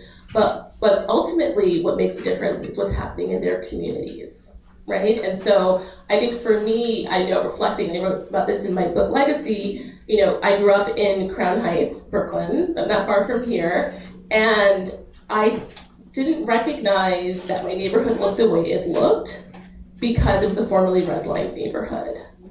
I didn't realize that we didn't have a supermarket because businesses didn't want to come there, right? I didn't realize that we had low rates of home ownership in my neighborhood, and because of that, we had a low property tax base for our schools. My parents didn't feel comfortable sending us to the schools. So there are all these things that I didn't notice. I noticed, and I loved my community. We looked out for each other, right? But I didn't know why a neighborhood 5 minutes away looked different. And so, I think that cross-collaboration piece is very important, because we know what happens in the exam room. It matters, but what happens even more, and I always say, who else is in the exam room? Employers are there, right? Family members are there, our neighbors are there. right? Everyone's there. And I also think in this moment, philanthropy. We need philanthropy to push innovation. Philanthropy has to step up. We need businesses to think about, and people talked about this earlier, how are we providing, benefits, equitable benefits to our employees? How are we caring for our employees? We can make a big difference with health outcomes in terms of how we care for our employees. So, I think that in order to solve a lot of these problems, we have to work together. It has to be a cross collaboration across sectors. Right. And that's new for us. Uncomfortable, yes. It represents radical change because we're not used to doing that. But the elders were. Yeah. The elders were, and I always talk about, and I wrote about this in my book, and it's a lot out there, but the Black Panthers. Right. They were practicing community health in the late 60s and early 70s. Okay, so they weren't just, they didn't just have the free clinics. They were providing breakfast giveaways, transportation for community members to visit their incarcerated loved ones, doing sickle cell testing, right? And so a lot of these models we don't need to recreate. Right. We can learn from history. We can. And from community. And from community, because it's really about linking arms at AS, and that's not complicated. I'm going off script again, be forewarned. So how can partnerships between healthcare providers and community organizations enhance the support systems available and improve access to healthcare? Yeah, I talk about this idea, we talked about trust before, and people also often say, medical mistrust. Mm-hmm. And they put the onus on the patients and community members. And that is not fair. And that's not accurate. I actually, I talk about institutional untrustworthiness. Yeah. That our institutions, not just healthcare institutions, in our country have historically and even contemporarily proven themselves untrustworthy. One thing that's interesting is when we talk about different sectors, there's research that shows that even in neighborhoods with high rates of policing, over policing in a lot of our communities, that actually impacts people's ability or want to access healthcare. Because if they have distrust in one institution, Right. they have distrust in another institution. Okay, and so what actually that results in is a high degree of unmet health needs in our community. People don't seek care when they want to. So it's very important, I think, for health organizations, hospitals, health systems, to really think about, centering community voices. I'm all for community governance models, having community members on the boards, having them involved in developing what health equity metrics look like, because it may be different for the community what it looks like to be healthy. Right. So it's not a one-size-fits-all. Right. What gives you hope that change is possible? So what gives me hope is that, I talk to a lot of young health professional students who know that we can do better, and that we don't have to accept the status quo. Right. So I see a lot of hope in them. I see a lot of hope in this room, and in this moment that where there is a lot of pushback against the kind of work we want to do, that people are still very much committed and we're aligned on our values. Right. All right, another one of my own questions. In what ways can technology companies contribute to improving resources and access? Yeah, because this is 2025, and I don't know, maybe I watched too many television shows when I was growing up, but I'm not seeing what I thought would be true now. Like what? In technology. And I know there are limitations somehow, but I just feel in healthcare we should be further along. That's just honest. So what can technology companies do? Yeah, and I think, we talked about, people mentioned AI, and I think that I think healthcare technology, the inevitability of it, it can do a lot of really wonderful things. I think just like any other sort of system or product we use, we have to make sure that we're thinking about using it thoughtfully and equitably. There's a study that came out in Science a few years ago that showed this algorithm that many hospitals and health systems were using to allocate care for complex patients with complex needs. They're actually allocating fewer resources to Black patients, even though they had higher complex needs, but that was because they weren't able to access the healthcare system. So they were looking at resources, but not thinking about why were these patients not using as many resources, right? So we really have to be very, very thoughtful about how we're using technology and understand that it's not the panacea, but it is something that can help us move forward and close the gap. I like that. And I think we really have to see people as people and not as stats and numbers. If we could just leap that hurdle. Yes. Right? Yeah, and even as Dr. Jean said, he said, when I think about, what we can do and how we can do things better, I think of there are fewer graduation parties that are missed, right? Fewer retirement parties. I think about, the joys of life that all our community members deserve to have. Right. And the last question, if you could ask LCHC members to focus on one bold priority, what would it be? And I mean, really give all of them a call to action. I want them to leave here knowing they have work to do. That's what everyone has already said. It's the trust piece. The trust piece that is really, in this moment, being compromised even more. And part of that is that if you don't have trust, you're not going to have buy-in from the community. Whatever program you start is not going to move further. It's just not going to be successful. And so we really have to think about how we engage with community members, how we share power with community members, how we elevate their voices. So many of our solutions are in the community. They know, they literally have the answers. So you're saying listen to people. Yes. Yeah. But the other side of that, back to trust, is I have to trust you to share. Yes, right. And so, again, how do we close that gap from where we are to where we need to be? What is the secret sauce to getting people to trust you? Yeah, the secret sauce is not waiting until there's a pandemic or some emergency to then. Okay, who's the line? Katie, is that you? You should be well away by now. All right. Somebody said a light alarm. Boy, I'm scared of you. Yeah, it's not waiting. Okay, go ahead. It's not waiting until there's an emergency. Right. She's still not awake. Yeah, it has to. She's losing on us now. You're talking about, I'm sorry. Go ahead. It's building long-term sustainable relationships with the community. Right. Not being okay, that's why so many people initially didn't want to get vaccinated, because they're wait a minute, now you want me to do this? And right. what? And we really have to think about what does that relationship building look like over time, so that when there's a crisis and you need to engage, you're people are not hearing you. Right. Yeah. And time is a key word. I think we have to spend time with people. Because people tell me, they'll go in the doctor's office, for example, doctor's got a timer on, 15 minutes, and they're saying, how you doing, and not waiting for the answer. Telling you what you need to do. And it's well, do you hear me? You have a moment to hear what's going on with my life, and maybe this medication's not working. So it's not as complicated as it seems. Dr. Blasak, I could talk with you for the rest of the day, because you really do see people and you really do see challenges as opportunities. Thank you so much.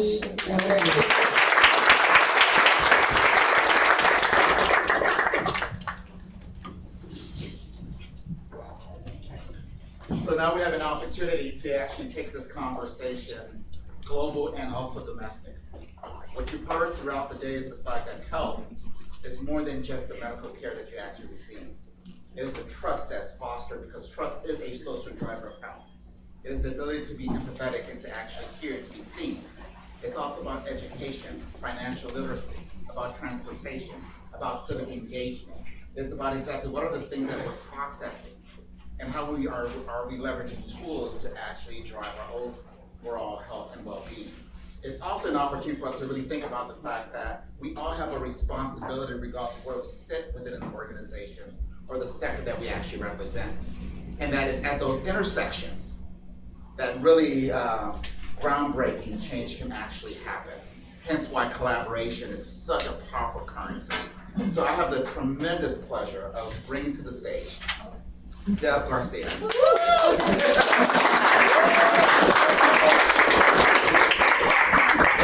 is the Chief Development Officer for Doctors Without Borders, one of our partners at CHC. And she and her team, Carlos, I want to acknowledge you and the rest of the Doctors Without Borders family.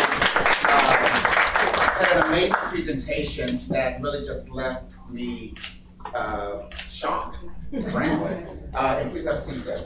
Thank And you. what she said was, and as a father and as a husband, this kind of resonates deeply for me, which is why I remember this stat. And she said that, 60% of all the patients that Doctors Without Borders actually serve are young children. My son is 15 years old. My daughter is 11 going on 30. But my son just had an opportunity to actually go to his homecoming. And our team was actually here last week at the Gates Global Keepers event. And one of the things that was discussed was the fact that for many kids around the world, they don't get the chance to live past the age of 5. And that is really shocking to me, but it's also an opportunity. So in talking to Deb and thinking about where we're at this moment in time, when we talk about community health and well-being, there's an urgency to this because lives are hanging at the balance. And when we have to respond to a pandemic or to a crisis, we don't have the luxury of doing analysis by paralysis, right? So Deb, I wanted to have this conversation with you. First, to just thank you for your leadership and the leadership of Doctors Without Borders for the work that you guys are doing globally, as well as the things that we're learning as relates to how we can apply some of those lessons in the US context. And then the other piece of that is to really just kind of share with all of us that in this moment of time, where there seems to be so much coming at us as leaders, as organizations, as communities, what are some of the things you're seeing from your vantage point that you can inspire us with regards to the work that you're doing with Doctors Without Borders? Thanks for having me, Jean, and thank you for your leadership. So first of all, CHC has been an amazing partner for us. I mean, consistent and generous partner that we depend on. And so Doctors Without Borders, many people think of us as volunteer doctors that kind of helicopter in to save the day. And we really started off as an organization founded by doctors and journalists in the 1970s. And we would go where others wouldn't go, and it was very kind of a hero narrative in some ways, and it has changed dramatically. 90% of our staff are actually locally hired, so we come from the communities we serve. So when you think about how important trust is in providing and receiving healthcare, that is true. That is, but many people also think of us as an emergency response organization, and we are so fortunate in the US, even in what we deem kind of crazy times right now. We work in 75 countries where, if we were to be a patient and a recipient of care, we would feel like it was an emergency landscape, right? Because accessibility, there are just so many challenges to access to care.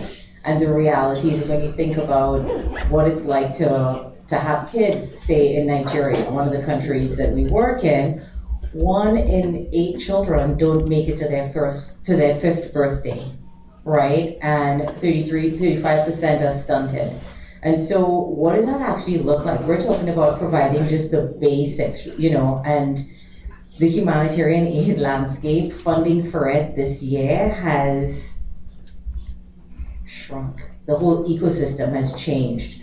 We at Doctors Without Borders, we're 100% privately funded, but so many of our peer organizations in the ecosystem relied on a mix of public and private funding. And so the realities of what's happening on the ground in these 75 countries is, communities that were already vulnerable are shaken to completely different levels. So I would say now more than ever, it's a really important time for us to step up and support. So earlier we heard the focus on trust, and trust being a social driver, and the urgency for all of us to really act. And I'm wondering if you could share with all of us here, these leaders, particularly if 90% of the doctors are from the communities that they actually are representing. What are some of the ways Doctors Without Borders is supporting them as they do this hard work? Yeah, and I just want to clarify this, 90% not locally hired doctors, 90% of the staff. So when we work in a environment, first of all, it's not a one size kind of fits all. We sometimes work with ministries of health, sometimes we're the only actor and we work independently, sometimes we work with other community-based organizations, and our intervention, if you will, could be in response to a conflict, which represents about 30% of our work. It could be in response to a natural disaster, but it could also be in response to environments where there's systemic barriers to certain communities for access to care. So if you think of the 75 countries we're in, many of them are heteronormative. So we have specific types of projects that we do specifically for the LGBTQ plus community. So it's really looks very different. And that's one of the things that I feel most proud of about our work, is that we meet communities where they're at with what they need, and we're empowering the whole community. So we heard the concept of trustworthiness from Dr. Blackstock. And I know that we have some foundations that are in the room. And what you said, I want to kind of probe a little bit. And you said that, we meet communities where they are. And it's going to look different in each community. And for our foundation leaders in the room who's constantly looking at impact, and what the impact of a particular intervention might mean, and that they want to see some form of standardization, how do you balance those different expectations? So for us, we don't aim for a kind of balanced outcome. And actually sometimes our interventions, even when we look at how we spend, we really are oftentimes looking at patients that are in dire circumstances. If you're in Gaza right now, just to get medical supplies in, could cost astronomical amounts, and you're not certain if it's actually going to get there. So we're constantly making trade-offs, but we do not necessarily, I wouldn't say we're the organization that, in some ways we are the organization that you get a great bang for your buck on. And we serve about 16 million patients in a given year. Now, if you look at our budget, that's an astronomical amount vis-a-vis a patient in the US, right? But would we stop because of resources? Oftentimes not. Most of our funding is unrestricted by design, because we want to be able to be as responsive and make programmatic decisions based on patient need, and not necessarily based on the accountability that we have to have to foundations. And so I'm a huge fan of this whole movement in philanthropy into more unrestricted funding, because it allows people who do programs, it gives that trust to people to make real-time decisions and to make real-time pivots, etc. I love what you said, and I just want to acknowledge this, because we do have some foundations in the room that are doing just that. That Moving often towards unrestricted funds? Moving more towards providing the community and the organization with greater flexibility to decide Absolutely. how to leverage those dollars within the context of the community to ensure that they are receiving the better health outcomes, right? So this is this move, and I want to acknowledge Rigo and the work that the Arstone Foundation is actually doing around not just trust-based philanthropy, but also looking at ways to empower community to be in the driver's seat of their own agency. And that takes some courage, and to move away from the old traditional model of how we used to do things and actually drive towards this model of more collaborative, co-partnership, co-creation with the community at the center. And I think that's what you're also sharing there, is the fact that each community is different. And therefore, as organizations, businesses, philanthropy, and the whole 9 yards, don't get overwhelmed by the fact that there is heterogeneity. That's actually a good thing. And that there's an opportunity, particularly through your interventions, particularly if they're very community-centric in nature, not only will you get the outcomes you're looking for, they might actually be even better. Absolutely. Because the community is involved. And can you share some of the things that some of the communities that you've seen around the world have basically, I think you talked about the art and how some communities are using art as a mechanism for health and well-being. Yeah, so we incorporate art oftentimes for psychosocial kind of support. So say in when we looked at in DRC, and there was an Ebola outbreak, there was basically a low adoption of vaccines and utilization. And we started basically asking patients to take, I wish I had a photo to show you all, but to put their hand in the paint and actually put it up on the wall.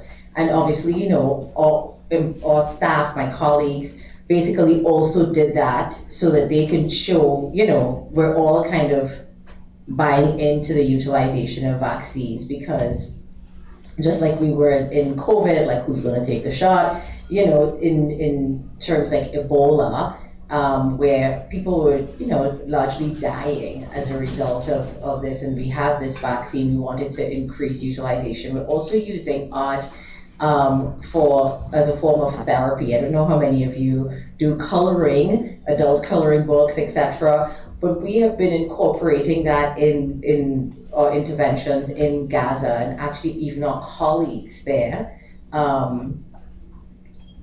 who, you know, all of whom largely have lost their homes, but are still showing up for their community and providing the healthcare that they can. If you could imagine working in that kind of dire environment, and holding on to some semblance of fun and normalcy. And so we use art in that way as well. So for the last question, Deb, you have a multi-sector group here. Okay. And we've talked about collaboration is the new form of currency, and that no one sector can solve a lot of the challenges in isolation. What would your call to action be for this particular group as we not just launch the Leadership Council, but really think about how we accelerate the pace of change? Yeah, so I think I would say now more than ever, which is actually going to be our end of year campaign for fundraising, is like now more than ever that we need to lean in, because so much change is happening. And, you know, Uche alluded to this, the systems that we had before were maybe suboptimal anyway, right? And so there's an opportunity to lean in and co-create something that could potentially be even more impactful. But this is definitely the moment to be paying attention as, you know, things, causes become more proximate and challenges become more proximate, to still be thinking globally, because, you know, there are people all over the world in communities who really are in much more dire situations. Well, Deb, thank you so much for your leadership. Thank you, Carlos. Thank you to our amazing partners, Doctors Without Borders. They will be here throughout the lunchtime period for us to have a deeper conversation. I want to kind of pick up on something that you just said, and I think that is a very powerful call to action for all of us. And that is that the pace of change is rapidly happening around us. Whether we like it or not, whether we want to accept it or not, the speed, the complexity, the unpredictability is happening all around us. What we can do as leaders is actually take the time to be bold and courageous, to accept the change for whatever it is, and then really help to reshape it. We heard the terms reimagine, reshape, that the current models weren't necessarily working. And if there's anything that we're learning from the last several months, it's the fact that the playbook has been thrown out the window, and therefore we need to kind of co-create a new playbook that's going to really center community health at its center. We know that throughout this morning we've had a lot of conversations about the range of dimensions of health and the important role that communities and business and nonprofits and philanthropy can actually play to really close these gaps. So the question is really for all of us here to decide, as well as those who are joining us virtually, that, you know, do you want to witness this moment or do you want to actually join and help play? And that is really the call to action for all of us, that we have an opportunity not to be on the sidelines, but to double down, that we have an opportunity to lead, to invest in the future where profit and purpose advance together, where collaboration actually fuels our overall competitive advantage, where healthier communities are the foundation of stronger futures. If just a few subway stops can mean the difference between life or death, then we cannot accept the status quo. And that is why we've launched the Leadership Council for Healthier Communities. And for all the founding members, if you could just raise your hand in this room so that we can actually be recognized. Please give them a round of applause.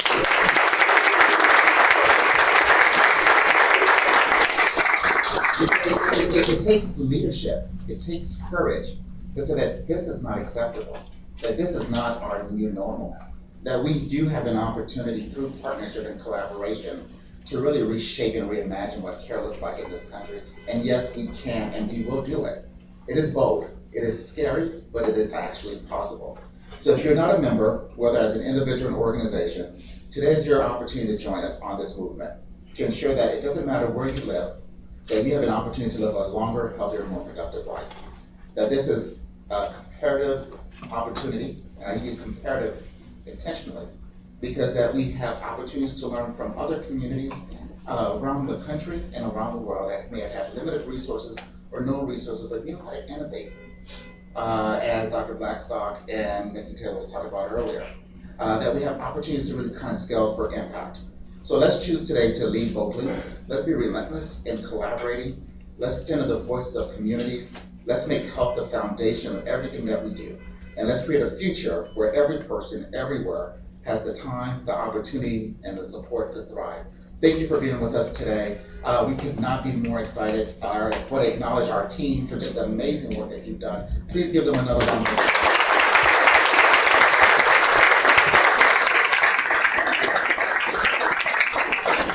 For our virtual audience and for those in the room, as I mentioned before, you have an opportunity. Everything is a choice. You can either be on the sidelines and talk about what's happening, or you can be bold and courageous and actually roll up your sleeves and get in the game. And let's close these gaps. So thank you for joining us today. Look forward to working with all of you. And follow us on cacimpact.org. And please become a member. All right. Thanks, everybody.